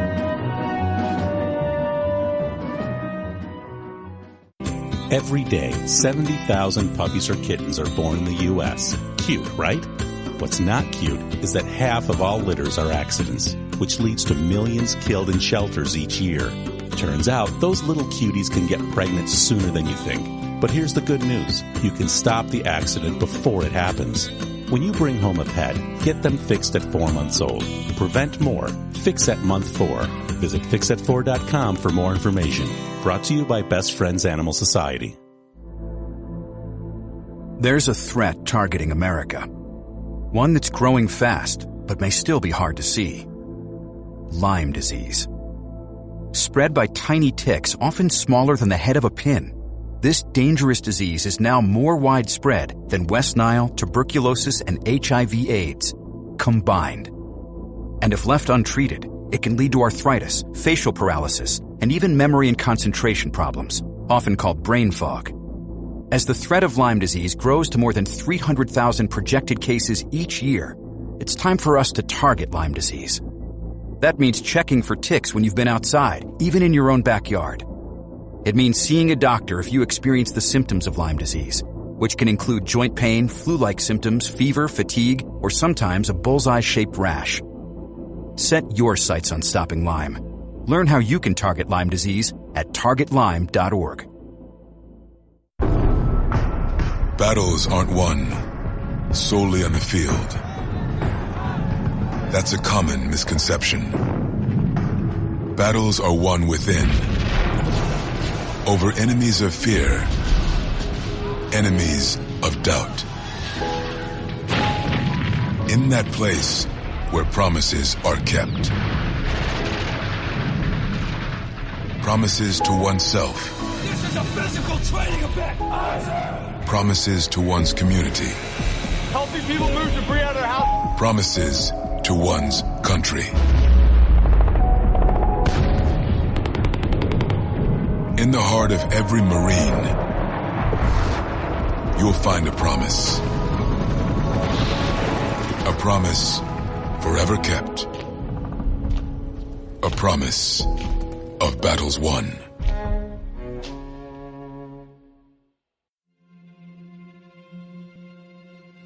We're here early before they wake up. We stay late. We stay informed. We invest in the latest technology. We take the time to train the next generation of doctors and nurses. We work together to make sure we heal their bodies and their minds. We do this not because it's our job, but because this is about our veterans' lives. This is our mission. More than 300,000 of us working as one. together with families and loved ones. No matter where they live in this country, we'll be there. We all come together and stand together to serve our veterans. We stand strong, united. Stand with us in caring for our veterans. Hi, this is Kelsey Grammer. When military service members head into battle, none are expected to face the enemy alone, but many return home and become isolated as they struggle with the visible and invisible wounds of war. It can be difficult knowing how to overcome that challenge and rekindle bonds similar to those formed in the military. Wounded Warrior Project supports these injured veterans through their recoveries by connecting them with fellow warriors and their communities. No one should fight this battle alone. Join us at woundedwarriorproject.org.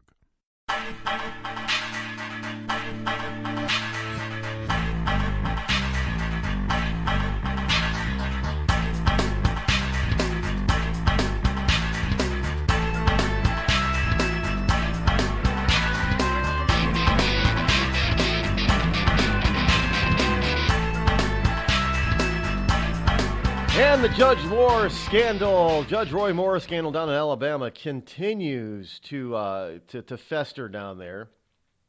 And I guess there's another woman has come forth against Al Franken now. I've got a question. Okay, now we've got unretouched photographic proof of Al Franken doing something he should not have done. Now, granted, what was it, 10 years ago, 11 years ago, 2006. But we got photographic proof of him doing it. He's admitted it. He's apologized for it. Now, Leanne evidently has accepted his apology. But, okay, that's irrelevant. We've got Moore down in Alabama who's been accused of 5 or 6 or 7 women. None of them have any proof. Most of them, their allegations and their stories behind their allegations are very questionable and have been disproven for that particular part of the story to have taken place because the places that they say it happened didn't exist at the time. Or the items used didn't exist at the time, or the signature used was fake, forged, or posted by somebody else other than Moore. So we've got all that stuff about Moore. So there's a lot of doubt surrounding some of the accusers and some of the accusations. And yet you've got people who are, just falling in line like McConnell and other people, like even Ted Cruz, who are saying, well, get out of the race, man. Get out of the race. Over accusations. And yet, now I hear some people saying in Congress, well, we need to have an ethics panel on Al Franken. But wait, we have allegations on Judge Moore, and McConnell says rather emphatically that if he wins in Alabama, he will not have his seat long because we will remove him from the Senate. We will expel him and bar him. Nobody is calling for the expulsion. Nobody is calling for the resignation. And nobody is calling for anything other than maybe a slap on the wrist to Al Franken. Al Franken has admitted to doing something he shouldn't have done. There is unretouched photographic proof that he did what he's accused of doing. And yet the worst we can do to Al Franken is what? Put him before an ethics committee or have an ethics investigation? This happened before he was elected to the Senate, by the way. So what's there to investigate? What are you going to do? Hey, Al, this is what you did before you came in. We're going to slap your hand for doing something stupid before you entered the Senate.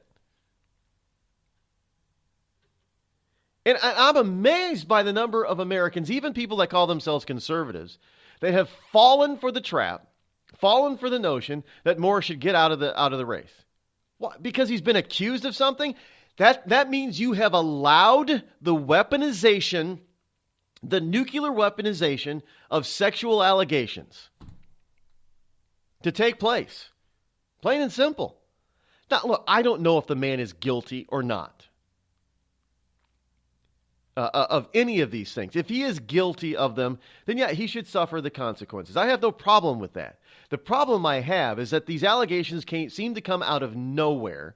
There are people like Gloria Allred who want to block certain quote-unquote objects of proof from scrutiny, like that stupid yearbook.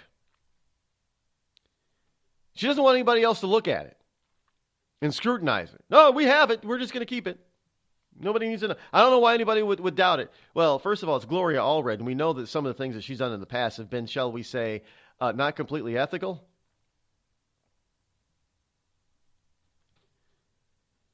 And the way that these women have come forward with all of a sudden with their accusations of more, and when these accusations took place, there's a lot of red flags and a lot of doubt.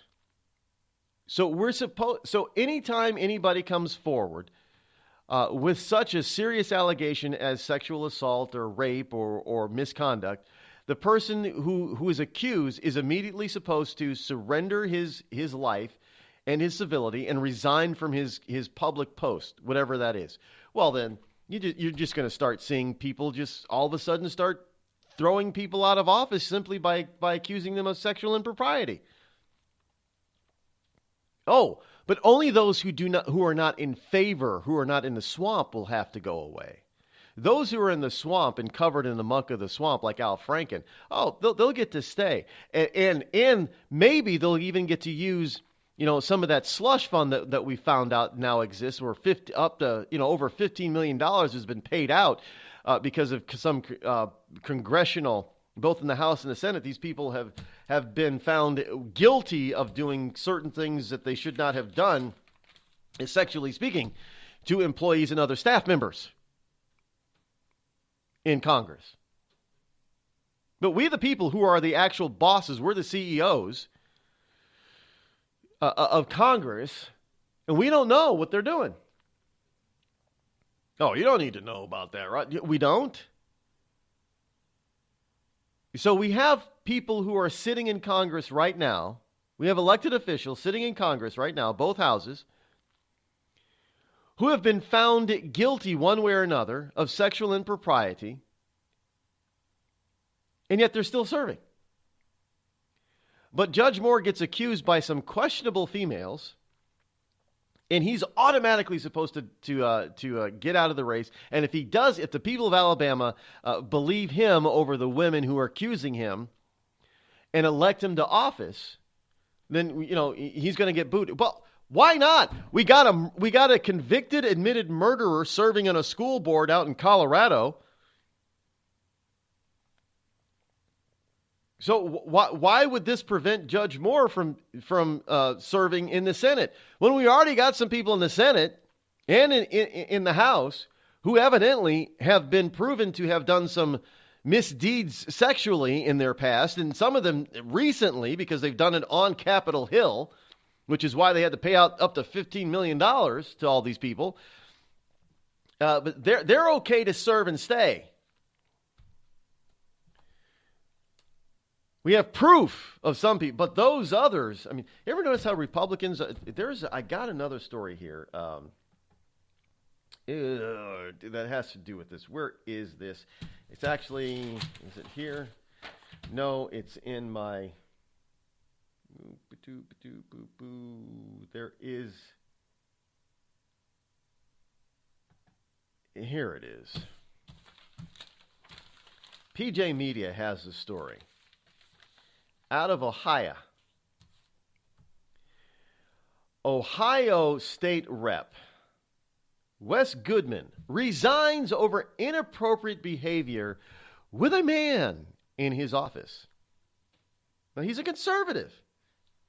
Inappropriate sexual, obviously it was a homosexual inappropriate behavior. Ohio State Representative Wes Goodman, a conservative Republican, resigned earlier this week after being confronted with evidence of inappropriate behavior with another man in his Columbus office. House Speaker Cliff Rosenberg said he met with Goodman, who is 33, and confronted him about the allegations of inappropriate behavior related to his state office. The freshman representative, who is married to a woman, confirmed the allegations and resigned his position forthwith. It became clear that his resignation was the most appropriate course of action for him, his family, and the constituents of the 87th House District in this institution. So here's a conservative that gets confronted with this stuff, can't deny it, then resigns. And yet we have Democrats that will not resign no matter how bad. Well, we do have some people that are saying now, 20 years later, Bill Clinton should have resigned. Really? You think Bill Clinton should have resigned 20 years ago? Well, yes, he should. Well, then we would have had Al Gore as president, so maybe. I think that's one of the, as a side note, other than this current president, I think people, I think presidential candidates nominate a vice presidential candidate that they know the people would not want to see as president. I'm not kidding. Well, George Herbert Walker Bush had Dan Quayle. Now, even most conservatives didn't want to see Dan Quayle as president. Bill Clinton, most people did not want to see Al Gore as president. And obviously, George W. Bush, a lot of people did not want to see Dick Cheney as president. And of course, even though they keep trying to bring him back, really, there was very few people that would ever want to see Joe Biden as president under Barack Obama. So we've got something different here today, by the way. There are a lot of people that would like to see Mike Pence as president.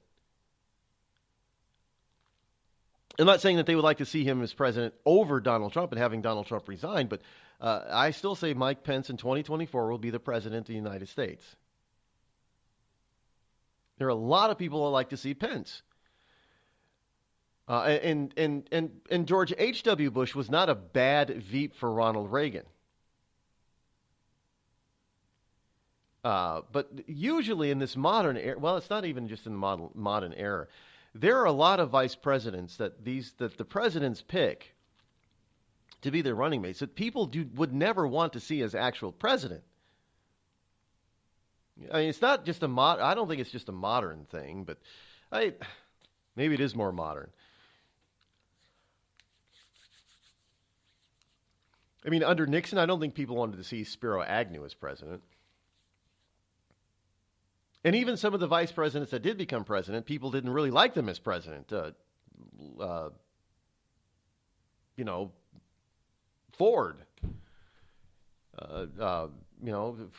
Gerald Ford was a Veep, became president. People didn't like him too much, and they elected Carter instead. Who was Carter's Veep?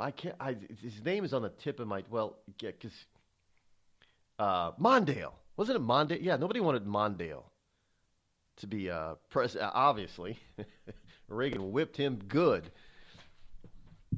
So they pick these people that the general population probably would not like to see as president, and they do it for a reason. It's called self-preservation and protection. Obviously, maybe part of the reason why Clinton, even though he was impeached, he wasn't convicted and removed from office. And the reason why he wasn't pressed to resign was because that would have been Al Gore as president. I don't think there were a lot of people, that, even in the Democrat Party, that wanted Al Gore as president. Not at that time, anyway. Just saying. But now we have these people that are saying that, 20 years ago, Bill Clinton should have resigned. Democrats don't tend to resign from their post when they're proven or convicted of crime. They have to be removed when convicted or of their crimes. Republicans tend to just go away. Conservatives tend to do the right thing and resign. Now this guy, 33, his political career is probably over. It's going to be a long time before he can come back, if he ever does. Now, I don't know what the impropriety was. The interaction evidently happened several months ago and was consensual. Miller noted that it did not constitute sexual harassment, and there had been no harassment complaints made against Goodman during his time in the House, he said, but the incident did not involve State House staffers or other members of legislative behavior, was activity unbecoming of a state representative. So this wasn't even an allegation that it was harassment or rape or anything like that. It evidently was consensual between two grown men. But this took place within his office. And somebody came forth with some damning evidence that this actually happened and took place. And frankly, I just wonder if the poor guy was set up. No, I'm serious. This is why if you're going to be in public, you got to be damn careful. You can't trust anybody. You got to be very careful of what you do, with whom you do it, when you do it, and where you do it. This is why Mike Pence won't be alone with a woman without somebody else he won't be alone at all with another woman other than his wife. Do you think that that's old-fashioned now, or now with all of this stuff coming out with all this, sexual allegations and charges and investigations, do you think Mike Pence may be onto something, or do you still think he's a little too old-fashioned and fuddy-duddy? I think he's onto something. I'm not Rod Eccles, and I approve this message. Tired of paying outrageous prices for Viagra? Well, we have great news for you. Now you can finally get Viagra at huge discounts. Healthy Man allows you to save up to $500 on Viagra. Why pay U.S. pharmacy prices of $15 per pill or more when you can get Viagra for less than $3 a pill? Call today and get 40 Viagra pills for only $99. This can cost as much as $600 at your local pharmacy. You can't afford not to call us. If you want Viagra at the lowest prices, never pay $15 a pill pharmacy prices again. Get Viagra for less than $3 a pill. Call 800-595-2614 today and save up to $500 and get 40 pills for just $99. Healthy Man is fast, easy, and affordable. Operators are waiting at 595-2614 to take your call now. Call 800-595-2614. That's 800-595-2614. Again, 800-595-2614. We've all heard of male enhancement, but now there's an expert on true male enhancement in the areas that really count. In Herb Ellis's book, Husband 2.0, Real Male Enhancement, you'll find answers to questions like, why doesn't she want to have sex? A quick start, quick results workout guide, plus what you can do as a side hustle to make money now. With all the great tips in this book, every man can benefit. Get the book, Husband 2.0, Real Male Enhancement, on Amazon.com. It started with a knock, but it wouldn't end there. What happens in the story next, many wouldn't understand, and most wouldn't believe.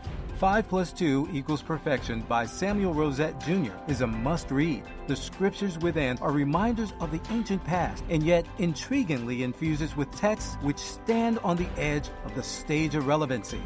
Available online at Westbow Press, Amazon, Books A Million, Barnes & Noble, and SamuelRosetteJr.com. A couple of weeks ago, a long-haired young person came into our bank and said, "I'll bet you're a Nazi." Well, I love America, support the Constitution, and believe in capitalism. So I told him I'm not a Nazi, and I'm not. So what happens? The punk breaks out 2 windows and pepper sprays an elderly woman in the face. You know, there's one thing about long-haired young people nowadays. They're real assholes. Long-haired young people. You suck.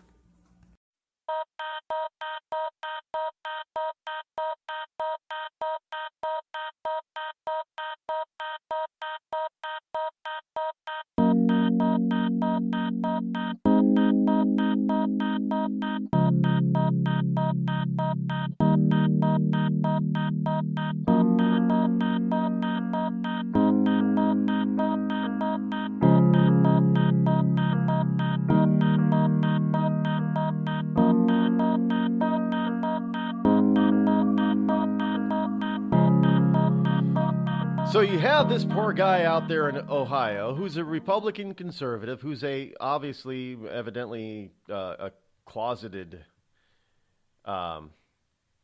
gay man, which is, look, whatever you want to do in your own personal life, that's fine.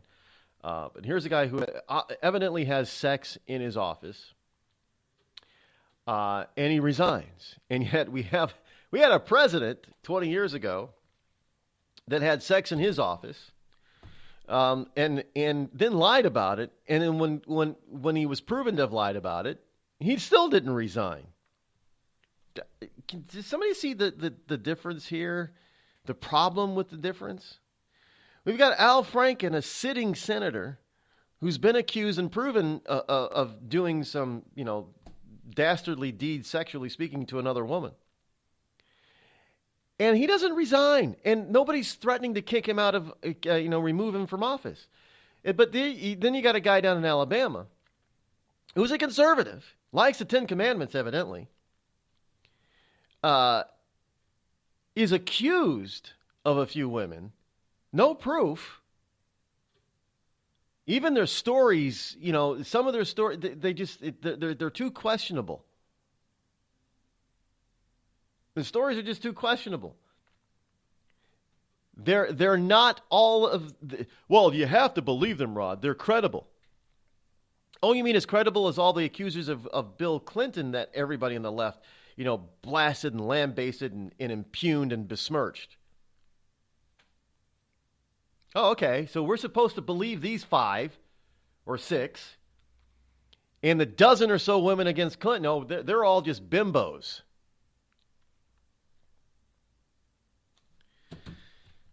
Does Judge Moore have anybody out there claiming to be his kid that we don't know, that we didn't know was his kid? Well, Clinton has at least one, a credible. And I don't know if he's actually his son or not. Is we could easily find out, but he seems to be a very credible witness, a credible accusation that he is the illegitimate son of Bill Clinton. But we don't have any illegitimate children that I know of Judge Moore, do we? Okay, so Franken can grope women. Moore can't. Franken can keep his Senate seat. Moore, even if he wins that seat down in Alabama, is being threatened with being removed. We have congressional people, especially Democrats, that are having sex with people all over the place, that not their spouses either. Some of them are probably doing it in Congress, in their offices, in which they are paying out people as hush money from taxpayer dollars, not their own dollars, by the way. And we have a guy who evidently is a closeted gay man having a consensual sexual liaison in his office in Columbus, Ohio, in a state house. He's a state representative. The head of the state house, the Speaker of the House, finds out. Confronts him. He sits there at his desk with, in his office with his head hung low. Said, yeah, we did that. I'll resign. And he resigns. They say it's inappropriate. Okay, maybe having sex in your office is inappropriate, but since when does a consensual sexual liaison rise? It doesn't matter if he's married or not. I mean, half of Congress probably has a mistress or two, or a mister. What do you call them? You wouldn't be surprised if there were more members of Congress that are closeted gay people. Nothing wrong with it, but hey, this guy is leaving office because somebody found out about him. He wasn't forced to. He just left. He resigned. He should have done a Democrat move and just said, well, didn't hurt anybody, it wasn't illegal, and I didn't rape anybody, so I'm staying. That's what a Democrat would have done.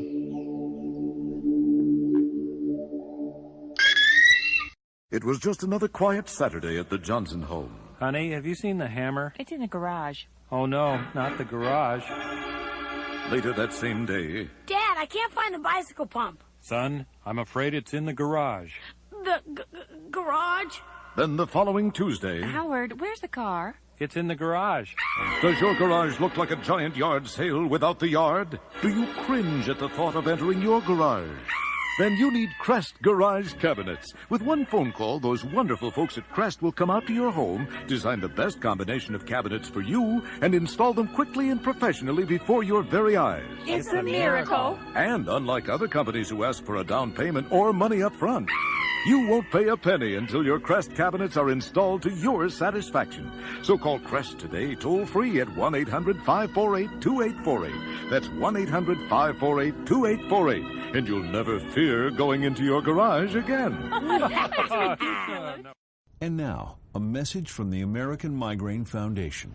It's an absolute nightmare. I was terrified. It was like your head's gonna explode. Migraine is a disabling disease. Just all of a sudden couldn't see. Migraine has ruined my life. Absolutely terrifying. There's pain that does not stop. It's a throbbing, pulsing, banging, hammering feeling in your head. 36 million Americans suffer. I started getting migraines around 5 years old. Just takes over everything. I feel trapped by migraine. It hurts like my head's gonna fall off. And the whole world around you stops. My world has gotten small. You feel like the world's closing in on you. There's nothing you can do. I had spent a year housebound. It's like you're trapped in your head. There's no escaping it. You can't leave your body. Don't suffer alone. Make your move against migraine. Visit AmericanMigraineFoundation.org to find help, learn more, and get connected. The Red Cross responds to nearly 66,000 disasters every year, most of them house fires. Red Cross President and CEO Gail McGovern says you need to develop an evacuation plan and practice it, especially with your children. It takes just 2 minutes for a home to be engulfed in flames. Practice those drills. We all think our kids know what to do. They don't. We need to teach them. We have started a large campaign where we're going into vulnerable communities and helping install smoke alarms. Already 92 lives were saved, and 4 of those lives were saved by a 5-year-old girl who remembered what we taught them during these fire drills, and she got her family out. We also have a slew of free apps that people can download onto their smartphones. It's what to do in every kind of disaster you can imagine, how to prepare and how to recover. To help support all the Red Cross does and to make a financial donation, go to redcross.org. That's redcross.org. It's Thursday night, and you're grabbing drinks with some friends. Started off with a pitcher for the table, which quickly becomes 2. There's pool. And there's the photo booth. All right, everybody squeeze in. Say cheese! Followed naturally by an order of wings. And another. Can we get some extra ranch sauce? Then there's the ceremonial nightcap. So what are we doing this weekend? And lastly, it's back to the car, which, if you're buzzed,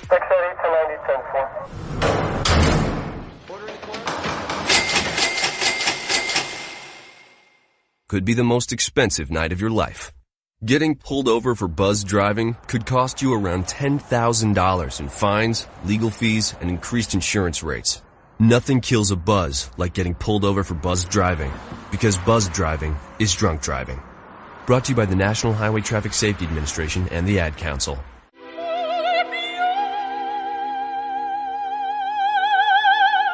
The human voice. It can be sweet as music, powerful as thunder, and so, my fellow Americans, cheerful as laughter. But for millions of people, it can also be a sign of COPD. This serious lung disease can make it so hard to breathe, you often can't catch a breath or finish a sentence, let alone carry a tune. And many who have COPD don't even know it. That's where your voice comes in. If you think you or a loved one have symptoms, talk with a healthcare provider. Early diagnosis can mean better treatments and quality of life. Join us in raising our voices for the millions with COPD who can't. Learn more, breathe better at NIH.gov.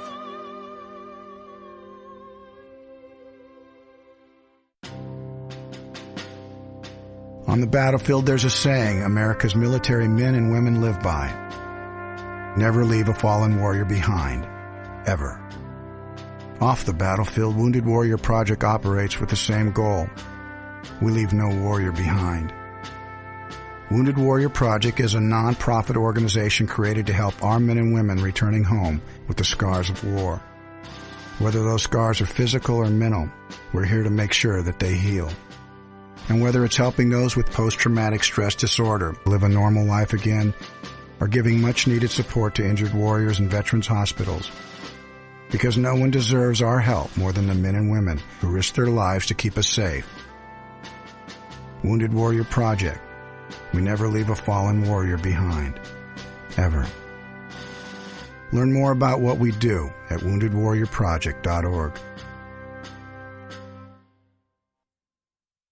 Every day, the men and women of the United States Marine Corps demonstrate their commitment to defend the American way of life.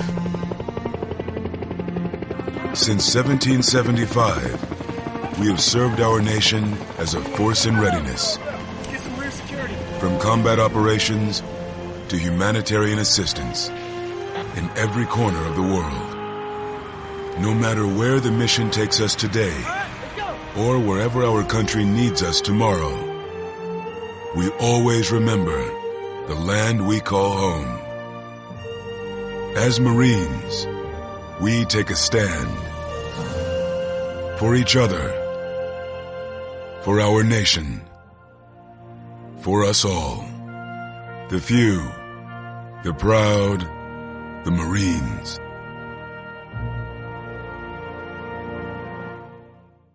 You want to know what time it is? It's time to bring the rain. Zinc Media. Feel the power of knowledge.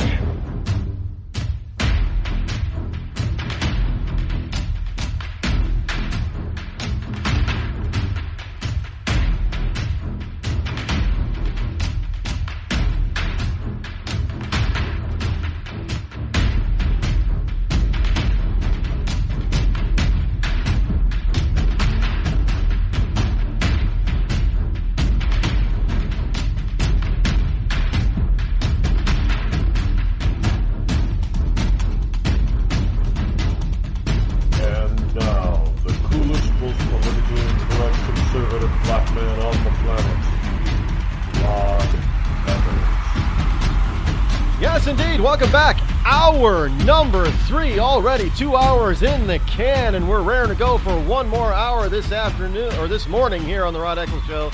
Fastest 3 hours on Internet Talk Radio is right here on this Friday morning. Welcome to Freedom Friday. Yes, it is Friday, November number 17 in the year of our Lord 2017. So welcome back to all of you liberty lovers and ecclesiastites all across the globe. Now, for you new people, I know some of you are saying, well, what the hell is an ecclesiastite? Well, my last name is Eccles, E-C-C-L-E-S. And for those of you who are of learned in the biblical ways, you will note that that particular spelling is the exact spelling and abbreviation for the book of Ecclesiastes. Now, the book of Ecclesiastes is what? It is a teaching book in the Bible. A wisdom book in the Bible. And so therefore, it means that people who are in search of wisdom and logic on this program are ecclesiastites. Because I'm giving them, this is better than college. You want to learn some good stuff. Listening to this program and programs like this is better than going to college. And it's free. You don't got to spend thousands and thousands of dollars. Of course, we have no degrees. We don't issue any, because degrees are fake and phony and made up things anyway. It doesn't mean that it's kind of, you know what degrees, college degrees are like? College degrees are like American martial art belts. They really don't tell you how smart or how good you are. It just means that you passed a few tests. Or you spent enough money. Trust me, I've been to martial arts. No, I'm not denigrating. I love martial arts. I'm not denigrating martial arts schools across the country. But understand that there is a cooperation between how much money you've spent to go to a particular school or dojo and what your belt is. It doesn't really pertain in many places, in many cases.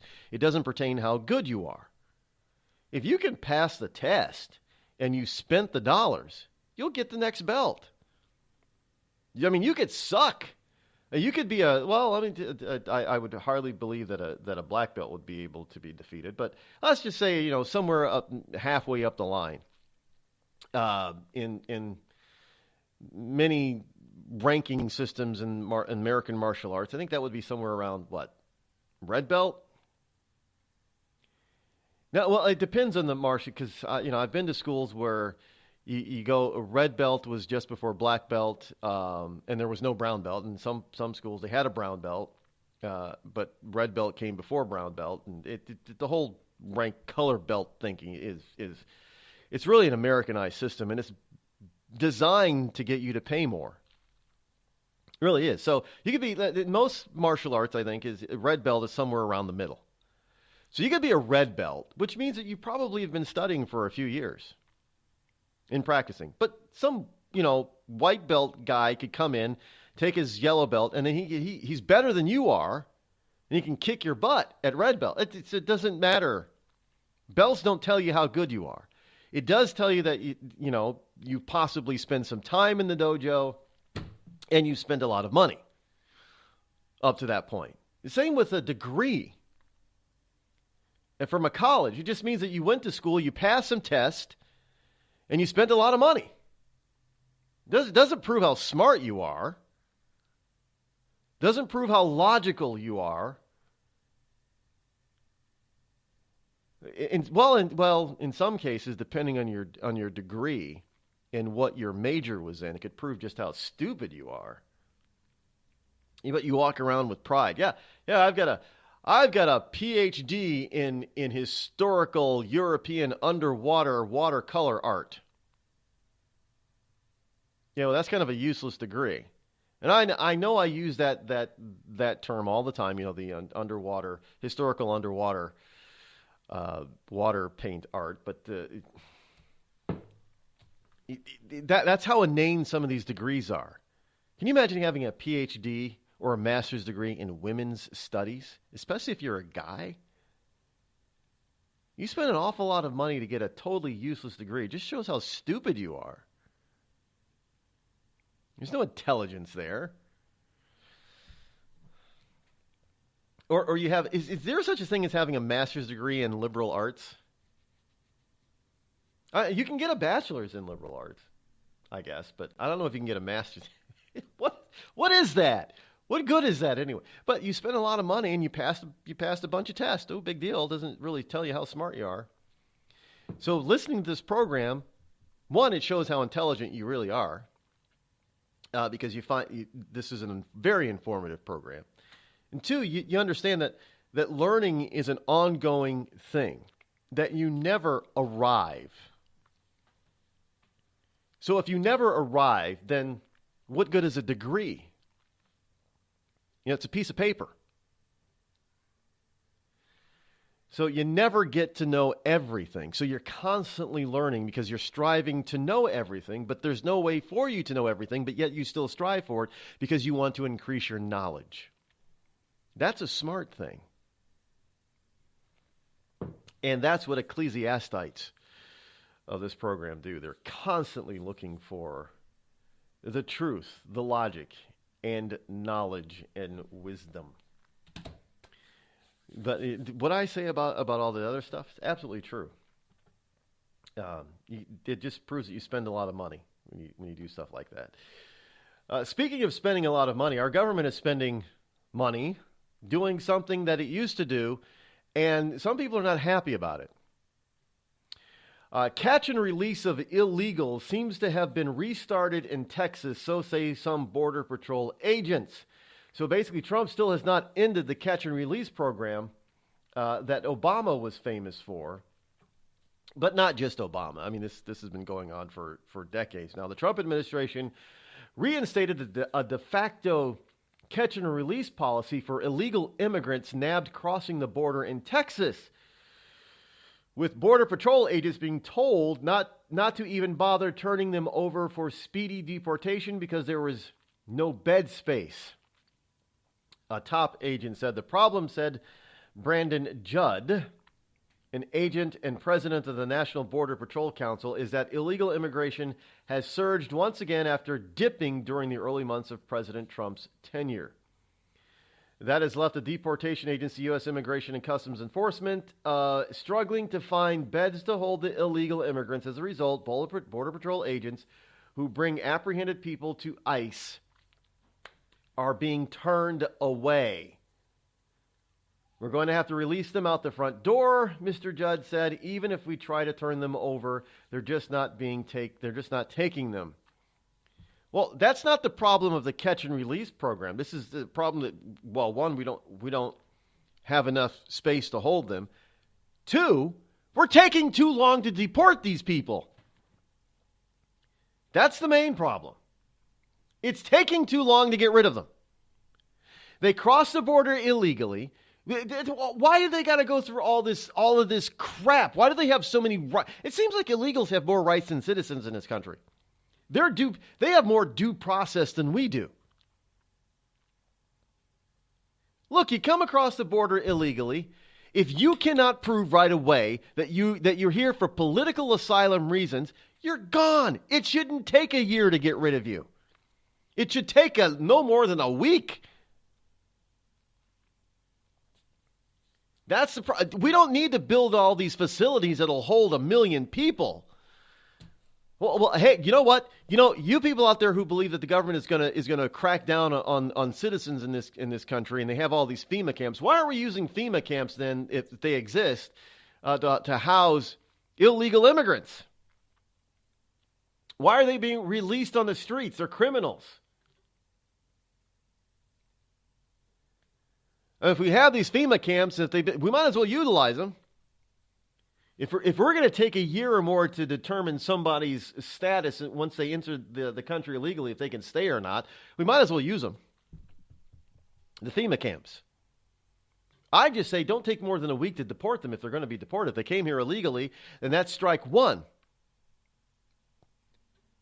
And if they've been caught before, then that should elevate them to strike three, and and the next time that they are seen, they should be shot on sight. I'm sorry. Well, I'm tired of deporting people. Remember, we had the Dreamer, the DACA, so-called DACA recipient guy, 27 years old, who was deported because he broke the rules. So he was deported. He came across the border illegally and was caught twice coming across the border illegally. Screw this catching and release thing and deport. If they're repeat offenders, maybe we should just shoot them. I know some people are saying, Rod, you can't shoot people like that. Why not? The wonderful leftists in this country, they idolize countries like the Soviet Union and China. They used to shoot people trying to get out.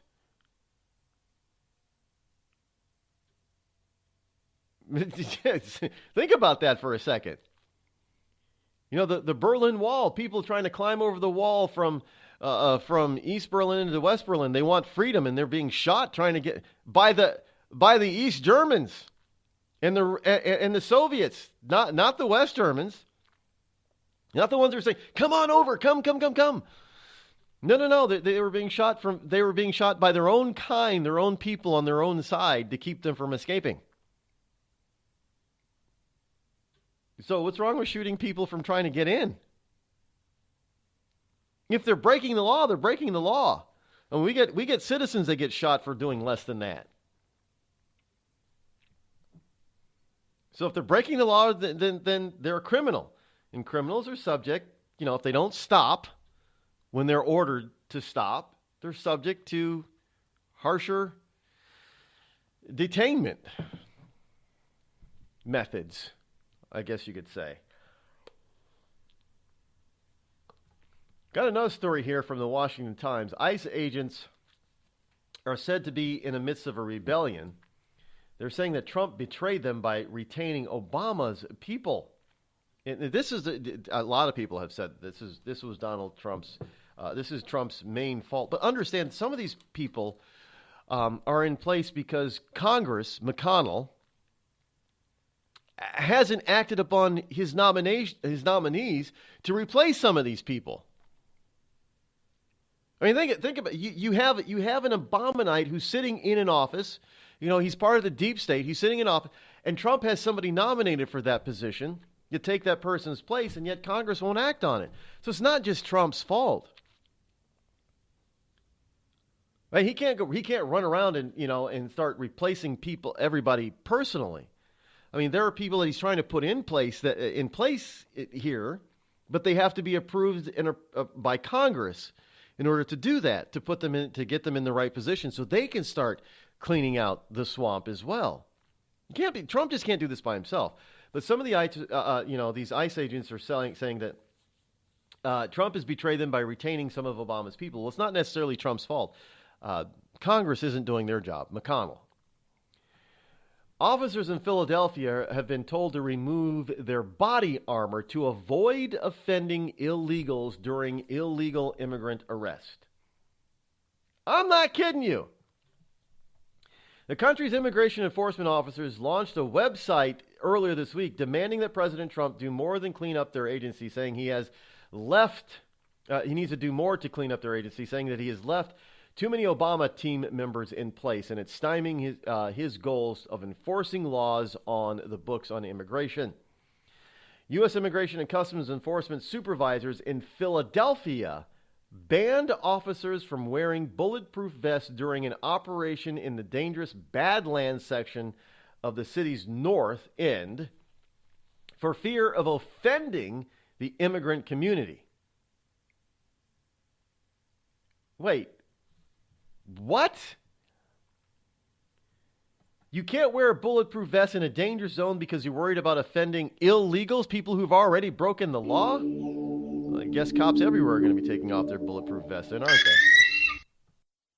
Tired of paying outrageous prices for Viagra? Well, we have great news for you. Now you can finally get Viagra at huge discounts. Healthy Man allows you to save up to $500 on Viagra. Why pay U.S. pharmacy prices of $15 per pill or more when you can get Viagra for less than $3 a pill? Call today and get 40 Viagra pills for only $99. This can cost as much as $600 at your local pharmacy. You can't afford not to call us. If you want Viagra at the lowest prices, never pay $15 a pill pharmacy prices again. Get Viagra for less than $3 a pill. Call 800-595-2614 today and save up to $500 and get 40 pills for just $99. Healthy Man is fast, easy, and affordable. Operators are waiting at 595-2614 to take your call now. Call 800-595-2614. That's 800-595-2614. Again, 800-595-2614. It started with a knock, but it wouldn't end there. What happens in the story next, many wouldn't understand, and most wouldn't believe. 5 + 2 = Perfection by Samuel Rosette Jr. is a must-read. The scriptures within are reminders of the ancient past, and yet intriguingly infuses with texts which stand on the edge of the stage of relevancy. Available online at Westbow Press, Amazon, Books A Million, Barnes & Noble, and SamuelRosetteJr.com. We've all heard of male enhancement, but now there's an expert on true male enhancement in the areas that really count. In Herb Ellis's book, Husband 2.0, Real Male Enhancement, you'll find answers to questions like, why doesn't she want to have sex? A quick start, quick results workout guide, plus what you can do as a side hustle to make money now. With all the great tips in this book, every man can benefit. Get the book, Husband 2.0, Real Male Enhancement, on Amazon.com.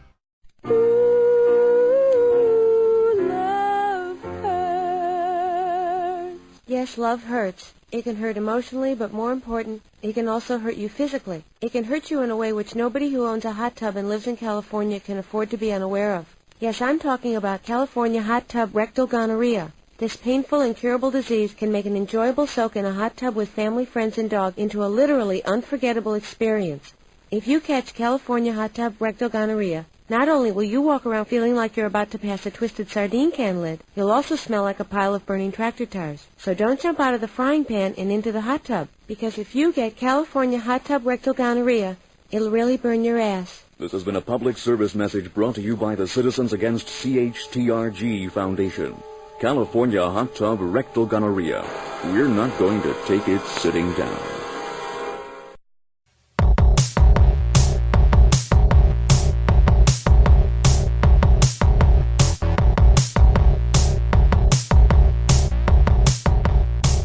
let me see if I understand this correctly. You have some Obamaites that are holdovers, leftovers, that that ICE agents are upset that they're still there, but that Trump really can't get rid of them yet because there's nobody in place to be able to facilitate the replacement of these people because Congress won't do its job. So they're still in place in Philadelphia. They order their agents not to wear bulletproof vests going into dangerous situations where they're apprehending criminals, telling them that they can't wear bulletproof vests because it might offend the criminal. I guess police everywhere then should be taking off their bulletproof vests because it might, offend criminals. I wouldn't do that. As I have seen, look, I have said before that police should be able to protect themselves as best they can. No, I don't think that they should have military gear because they're not military. We don't need the military in our streets. But I think police officers, I know I've heard this from a particular cop who was just a jerk. He wasn't really a friend of mine, but he's a friend of a friend. He's an acquaintance. And we've disagreed with certain policing policies. And there are even other cops that disagree with him. And I remember it was a few years ago, we were at a party where this particular officer, we were talking about certain surplus military gear being used by police. And the host of the party was a state trooper. And there were two other cops there. So one of the other cops was this jerk cop. Now the state trooper and the other city police officer, they disagreed with him vehemently over a lot of his beliefs in policing, and as well as I disagreed with him, and a couple of other people that were in conversation that also disagree with him. Every time we would say, well, we don't believe police should be able to do this or this, his response was, oh, then you just want police to get shot. That's not what. So two other cops want cops to get shot, I guess, is basically what he was saying. That was his argument, which is ridiculous. But none of us said that police should not be able to wear some form of body armor. Well, lo and behold, it isn't those of us who are police officers or who are conservatives that are telling cops not to wear body armor. Lo and behold, it's a bunch of liberals. Well, they don't like police anyway. They don't like the cops anyway, so of course they're going to tell cops not to wear body armor because it's going to be, it's going to be construed as being, offensive to the criminal.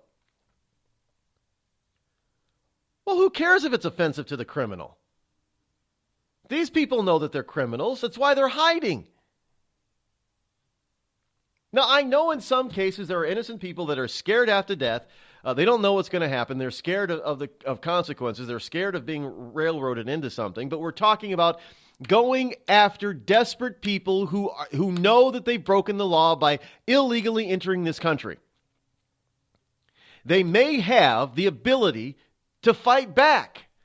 And that's leaving our ICE and other police officers completely vulnerable for no reason other than you're talking about, well, saving. How are you saving them some face? It's not dignified to be. It's not more dignified to be arrested by somebody who isn't in a bulletproof vest versus somebody who is. It's just dumb. Who comes up with this kind of policy? Well, these kind of policies are developed by people who do not like freedom, who do not like cops, who do not like American citizens. And frankly, who do not like America, period.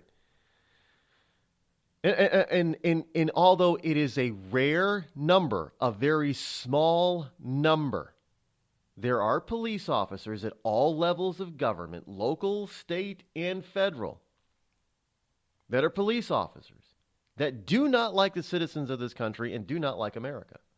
They're liberal Democrats. Although these cops are rare. They don't proliferate police departments all over the country. They don't.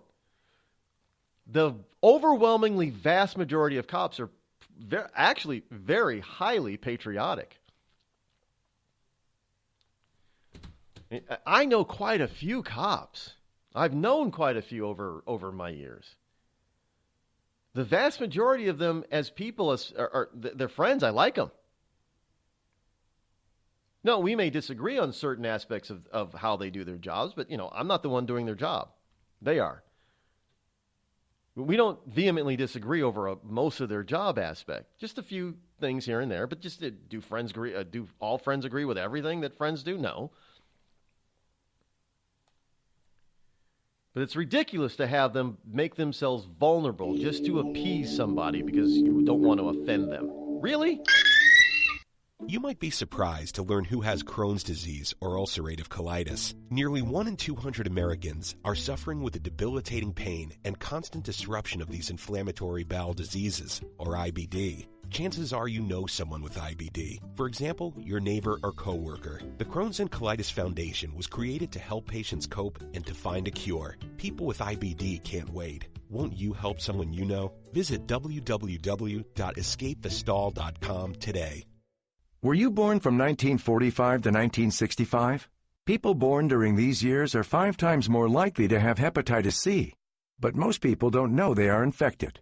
So even if you try to eat right, exercise, and take care of yourself, you can still have hepatitis C, a serious liver disease that often has no symptoms.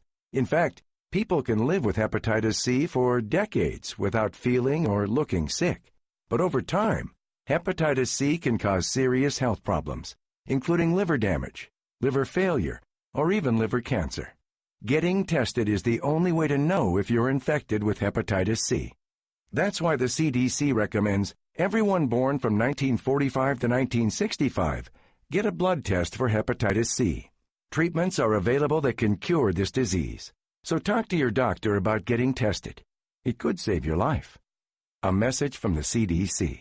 Everyone is talking about healthcare these days. America spends twice that of other developed countries on our healthcare system, yet our health ranks near the bottom. How can we stop spending so much and getting so little? Shifting to a system based on primary care can help fix the problem. Patients with a primary care doctor live longer, healthier lives and are less likely to suffer from cancer, heart disease, or stroke. Primary care that is comprehensive and coordinated also saves money. Patients who have a primary care doctor spend 30% less on health care than patients who don't. States with a high number of primary care doctors have lower health care costs and higher quality care. Primary care can help make America healthy again. To learn more about the benefits of primary care, visit www.healthisprimary.org. This message is brought to you by America's Family Physicians. It's been called shell shock, war neurosis, and battle fatigue. Today, we call it post-traumatic stress disorder, and it affects 1 out of every 5 warriors returning from battle in Iraq and Afghanistan. The Wounded Warrior Project offers comfort and support for warriors with PTSD and all other scars of war, whether those scars are visible or hidden. Find out how to help, because for warriors, the greatest casualty is being forgotten. Please visit woundedwarriorproject.org. The Amazon's rainforest is being cut down so fast that by 2030, 55% of it could be completely wiped out. The Earth's forests can't speak up when they need help, but we can. Be the voice for those who have no voice. Visit worldwildlife.org. There's a threat targeting America. One that's growing fast, but may still be hard to see. Lyme disease. Spread by tiny ticks, often smaller than the head of a pin. This dangerous disease is now more widespread than West Nile, tuberculosis, and HIV/AIDS combined. And if left untreated, it can lead to arthritis, facial paralysis, and even memory and concentration problems, often called brain fog. As the threat of Lyme disease grows to more than 300,000 projected cases each year, it's time for us to target Lyme disease. That means checking for ticks when you've been outside, even in your own backyard. It means seeing a doctor if you experience the symptoms of Lyme disease, which can include joint pain, flu-like symptoms, fever, fatigue, or sometimes a bullseye-shaped rash. Set your sights on stopping Lyme. Learn how you can target Lyme disease at targetlyme.org. Dad, we need to talk. Can we just enjoy the drive? If you're not going to listen to me, who will we listen to? Jeffrey. Ah! Marcia Gay Harden, what? Eyes on the road, Dad. What are you doing? What are you doing in my back seat? How did you get in here? You're getting older. Not that old. Your brain's changing. It's natural. Yeah, that's what I was saying. Honey, I've got experience with this. Jeffrey, brain health is all about making the most of your brain as you age and helping to reduce some of the risks to your brain. Really? Now that's interesting. So, you'll talk to her about this, but not me. Marcia Harden? Where did she go? Learn what you can do to help keep your brain healthy at brainhealth.gov. She didn't say goodbye. I mean, I would have. Visit brainhealth.gov.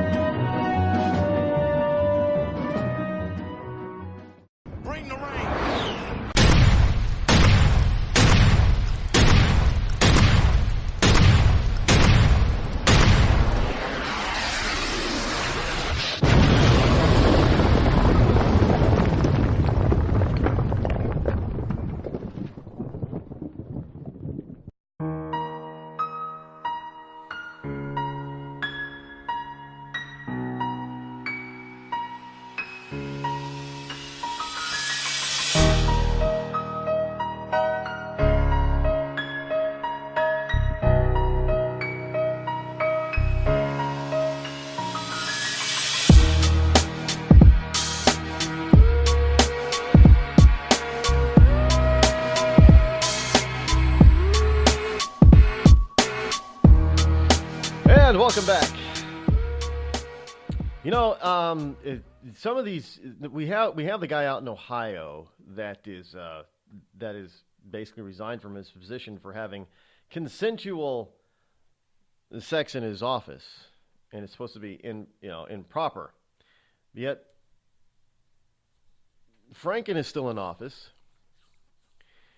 And we have a piece here by McClatchy that says that Franken forces Dems to finally confront their own sexual assault scandals. Democrats called, Al Franken's behavior unacceptable, as some have returned his campaign donations and hinted that absent a satisfying explanation in response to a sexual harassment allegation, they'd eventually demand him to resign. Well, why aren't they already doing it? It seems like conservatives always jump on the bandwagon pretty damn quick. He's admitted it, that what he did. He's saying parts of it he doesn't remember it that way, but he obviously there's photographic evidence. Why aren't they demanding his resignation now? Here's a guy that most likely stole his seat in the first place, stole the election to get his seat in the first place. I mean, there's still accusations running around up in Minnesota about him stealing the election. I don't know if they're accurate. I don't live in Minnesota. I leave that to Minnesotans to figure out. But it was a pretty dicey thing up there during his election. A couple of court cases, and they found a liberal judge to swing his way, and votes that they found that weren't found before, and it was a whole mess up there. Anything less, however, would risk catastrophe for a party that stakes its political reputation on fighting for women. I love this part. These people say that they fight for women's rights, yet they supported one of the biggest female women abusers ever, Bill Clinton. They're fighting for female rights. They have a woman who accepts money from countries via her foundation that totally disrespect women. Like Saudi Arabia. Although I got a story, speaking of Saudi Arabia, I got a story here. I should be asking Agent 0010 about this one. It's just expected Saudi Arabia's king is set to step down. The Daily Mail.co.uk is reporting the Saudi Arabia king to step down and hand over the crown to his 32-year-old son after Prince rounded up Saudi royals in corruption arrest and had them sleep on bare mattresses in a luxury hotel. Ooh, they had no covers. King Salman of Saudi Arabia is planning to step down next week and name his son Prince Mohammed bin Salman as his successor. They added that King Salman will play the role of the Queen of England. He will only keep the title custodian of the holy shrines. Prince Mohammed bin Salman, 32, ordered the arrest of more than 40 princes and government ministers in a corruption probe a couple of weeks ago, earlier this month. And so, looks like the old man is set to let the kid take over. And look, he's probably doing that for a reason, so there can be no challenges to his son, Prince Mohammed. You got to understand how this royal stuff, because he's not the first in line. The first in line, actually, I do believe, was arrested by this prince. So, but it is said that this prince is the king's favored son, not favorite, but favored son. In any case, so look. Sexual impropriety can happen at any time, anywhere, and people can accuse somebody of doing stuff with no proof whatsoever. And it happens all the time. Now, look, well, Rod, you do it too. No, I don't do that. What I do is I report what other people are saying. That's not me leveling an unfounded accusation against anybody. I'm reporting and commenting on what other people are accusing or saying. Well, that's the same thing. No, it's not the same thing. I am not coming forward and saying that this particular person committed an act of sexual aggression on another person. I'm not accusing them. What I am saying is that somebody is saying that this person, in this particular case, somebody said that Al Franken mistreated them sexually. And that we have a photo of it. And in the other case, in Judge Moore, we have some women who claim that Judge Moore did some naughty, dastardly sexual deeds to them when they were 40 years ago. And there's no proof of it. And in fact, some of the proof that they brought forward, either they don't want anybody to examine that proof, or people that in the know have disproven that so-called proof. So they have no proof. And I'm saying if it is true that Moore did these things, fine. Then yes, he deserves to face the consequences. I have no problem with it. What I have a problem with is people reacting to accusations as if they are convicted. These people have been convicted on charges. They have not. They're simple accusations. But we're supposed to act on these allegations as if they are fact, and as if the person has been convicted of the charges. Well, if that's the case, then if Judge Moore has been, prematurely convicted because of these accusations, how about Al Franken and Bill Clinton?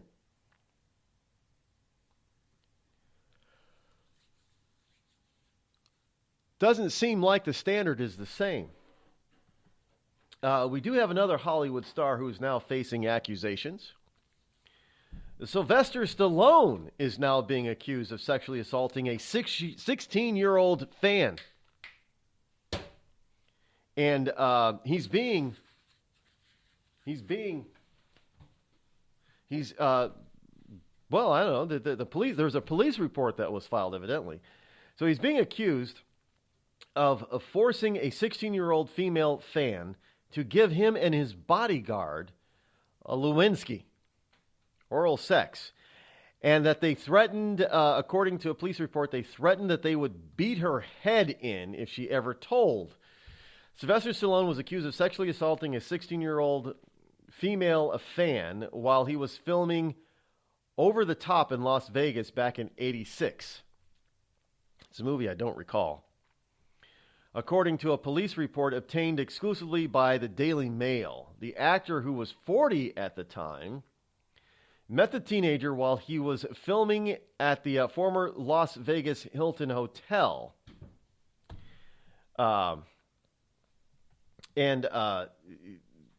she was given keys to his room, evidently. Stallone allegedly had sex with the girl, telling her she was very tight before asking the minor if she had ever had sex with two men at the same time. And the girl claims that Stallone's bodyguard, Michael DeLuca, who was in the bathroom until Stallone brought him out, forced her to give him oral sex. After performing oral sex on DeLuca for some time, the team claims he penetrated her while she was made to perform oral sex on Stallone. The teen told police she became very uncomfortable when DeLuca joined in on the sexual encounter, but said she felt she had no choice in the matter. However, afterwards, the teen claims that Stallone said that she couldn't tell anyone because both men were married, and if she said anything, they would have to beat her head in. Police said that she decided not to press charges against the men because she was scared and humiliated. But she's since come forward. Now, again, accusations. I don't know if it's true. I don't know how credible the charges are. I don't know if there's any evidence. Stallone obviously has denied any such thing ever happened, and he's unequivocally denied the charges. Now the question is well, does she have anything to win by charging Stallone? I don't know. I think the statute of limitations has run out. And thus, I don't think she can really get any money out of Stallone now either if she were to try to sue him for something.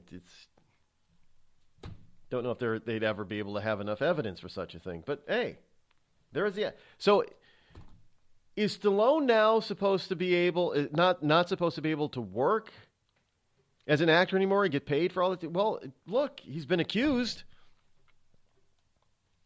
Isn't that how it works? Because after all, Judge Moore is just looking for a job. Job as a senator, I get it, but it's still a job. So if he's not qualified to, are you ever qualified to hold any job except maybe janitor? And this is no thrust or pun against janitors here. But if you're ever accused of of sexual impropriety with anyone, do you have the right to have any kind of job? Is there a job that you should be? Well, I know there's obvious positions, but should you be limited in your job choices? Should you not be able to make millions of dollars? So if you are accused, of sexual impropriety of any kind, at any level, at any time in your history, should you be prevented from doing anything?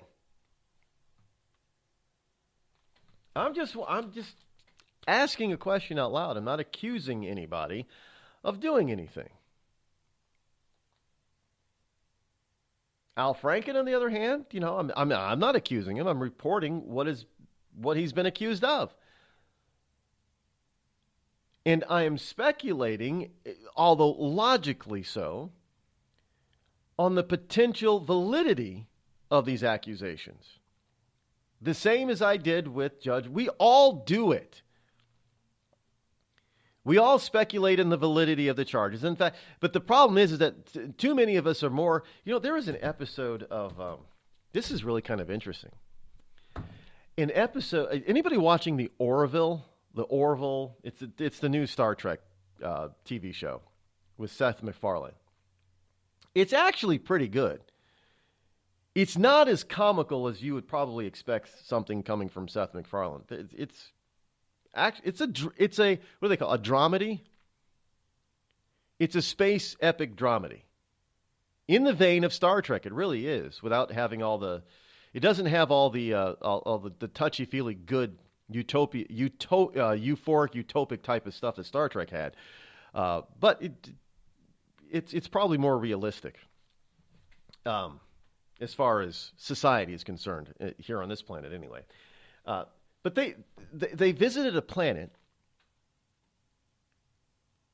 that their whole system of justice was based on popular vote. So if you got voted, if people didn't believe you or didn't like you or wanted to convict you, they would vote you down. If they believed you and wanted to give you a chance, they'd vote you up. This is what we're doing to Moore and just about everybody else. We're trying to try them and convict them in the court of public opinion. without any real evidence, without hearing the real facts. So just because somebody's come forward and accused more of some illicit deeds 40 years ago, we're all automatically supposed to believe them without any evidence or proof whatsoever. And thus, we're all supposed to turn our backs on more. That sort of thing can happen to any one of us at any time.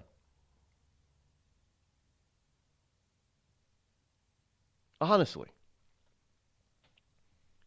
And it's not the way that a free and true and honest and just society operates. It's not by public vote based on a whim at any particular point in time. You got to have some facts that are not just out there, honestly. But when you do have the proof, you can't really dismiss it all that much either. Although now that there are some people out there trying to dismiss this photograph of Franken groping a female by saying, "Oh, he's not really touching her." Well, if you look closely at the photograph, yeah, his hands actually do physically touch her.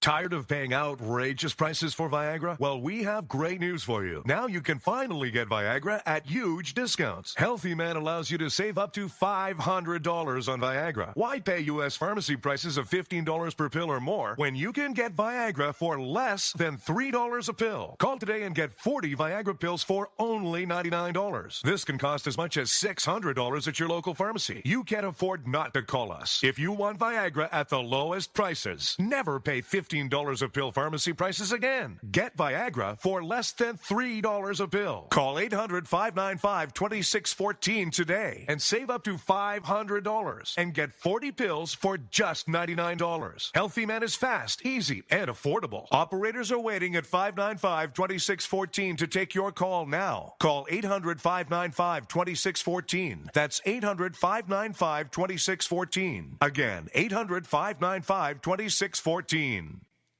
We've all heard of male enhancement, but now there's an expert on true male enhancement in the areas that really count. In Herb Ellis's book, Husband 2.0, Real Male Enhancement, you'll find answers to questions like, why doesn't she want to have sex? A quick start, quick results workout guide, plus what you can do as a side hustle to make money now. With all the great tips in this book, every man can benefit.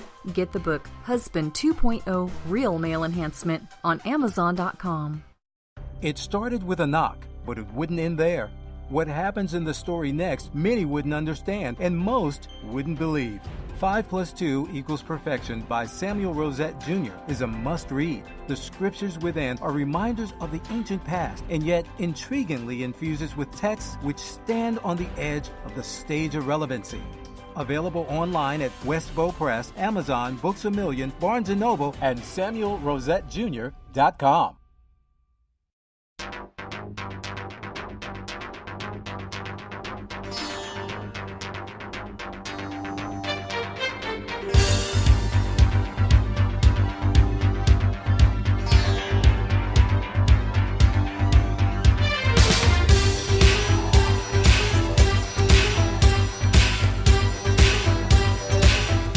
It looks like I've had my case made for me already. There is somebody who follows me on Twitter, and we often get into little spats. He's a dweeb of a liberal, and I'm calling him out now. Rob Roy has leveled allegations of pedophilia, sexual predatorness in me on Twitter.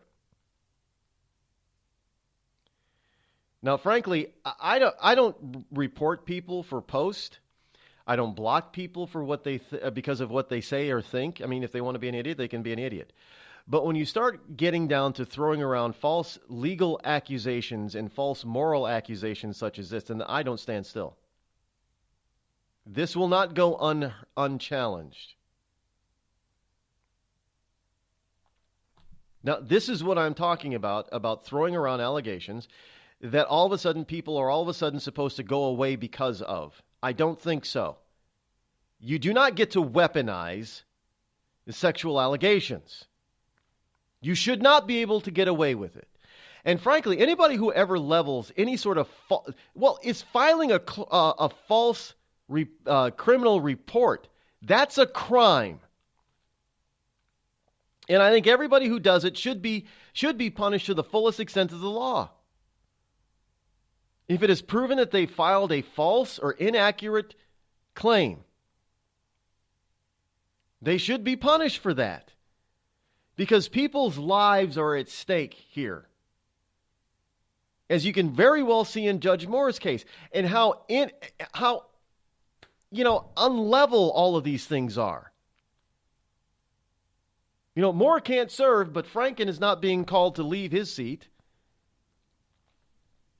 This is getting ridiculous. Speaking of which, people not be, everybody. There are people on the left that claim that Donald Trump is not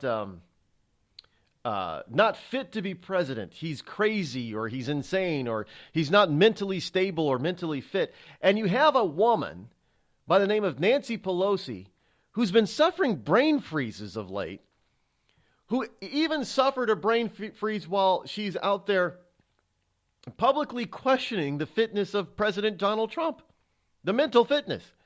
She can't get the words out.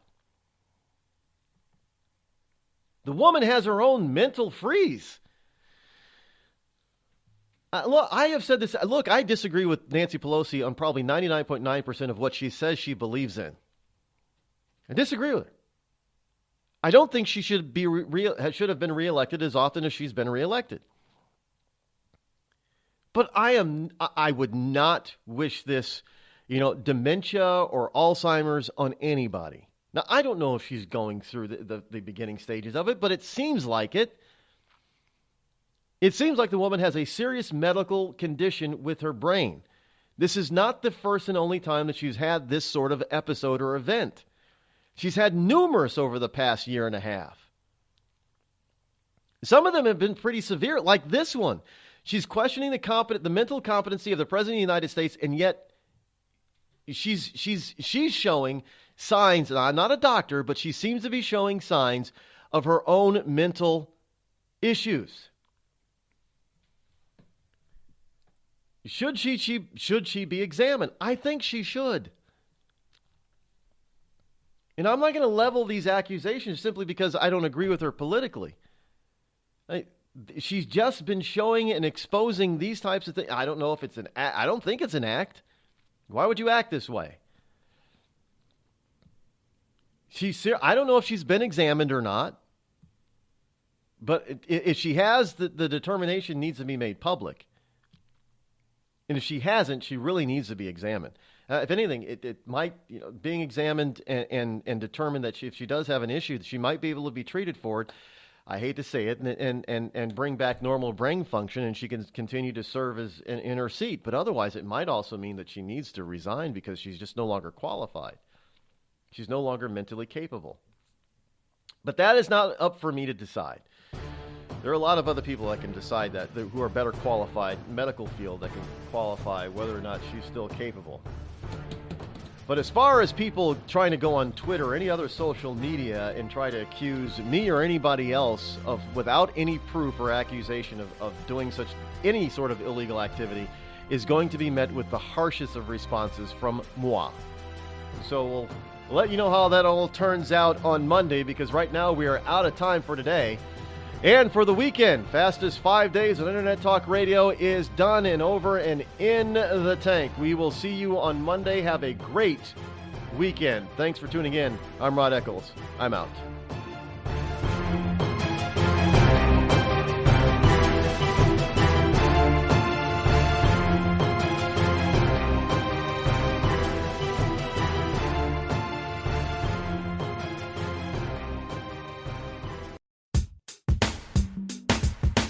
Damn, it feels good to be Clinton. Damn, it feels good to be a Clinton. A shameless politician always plays her cards right. Got a crew for the fight on the airwaves. Lapdogs in the press keep their mouths tight. Cause a Clinton never needs to explain what, why it is, what they done, or with who. A real Clinton knows that they're entitled. and you don't get to know what they do. What difference does it make? For Clinton, what's loaded in some fat apple file? A Clinton plays the victim for promotion. A Clinton kills it off with a smile.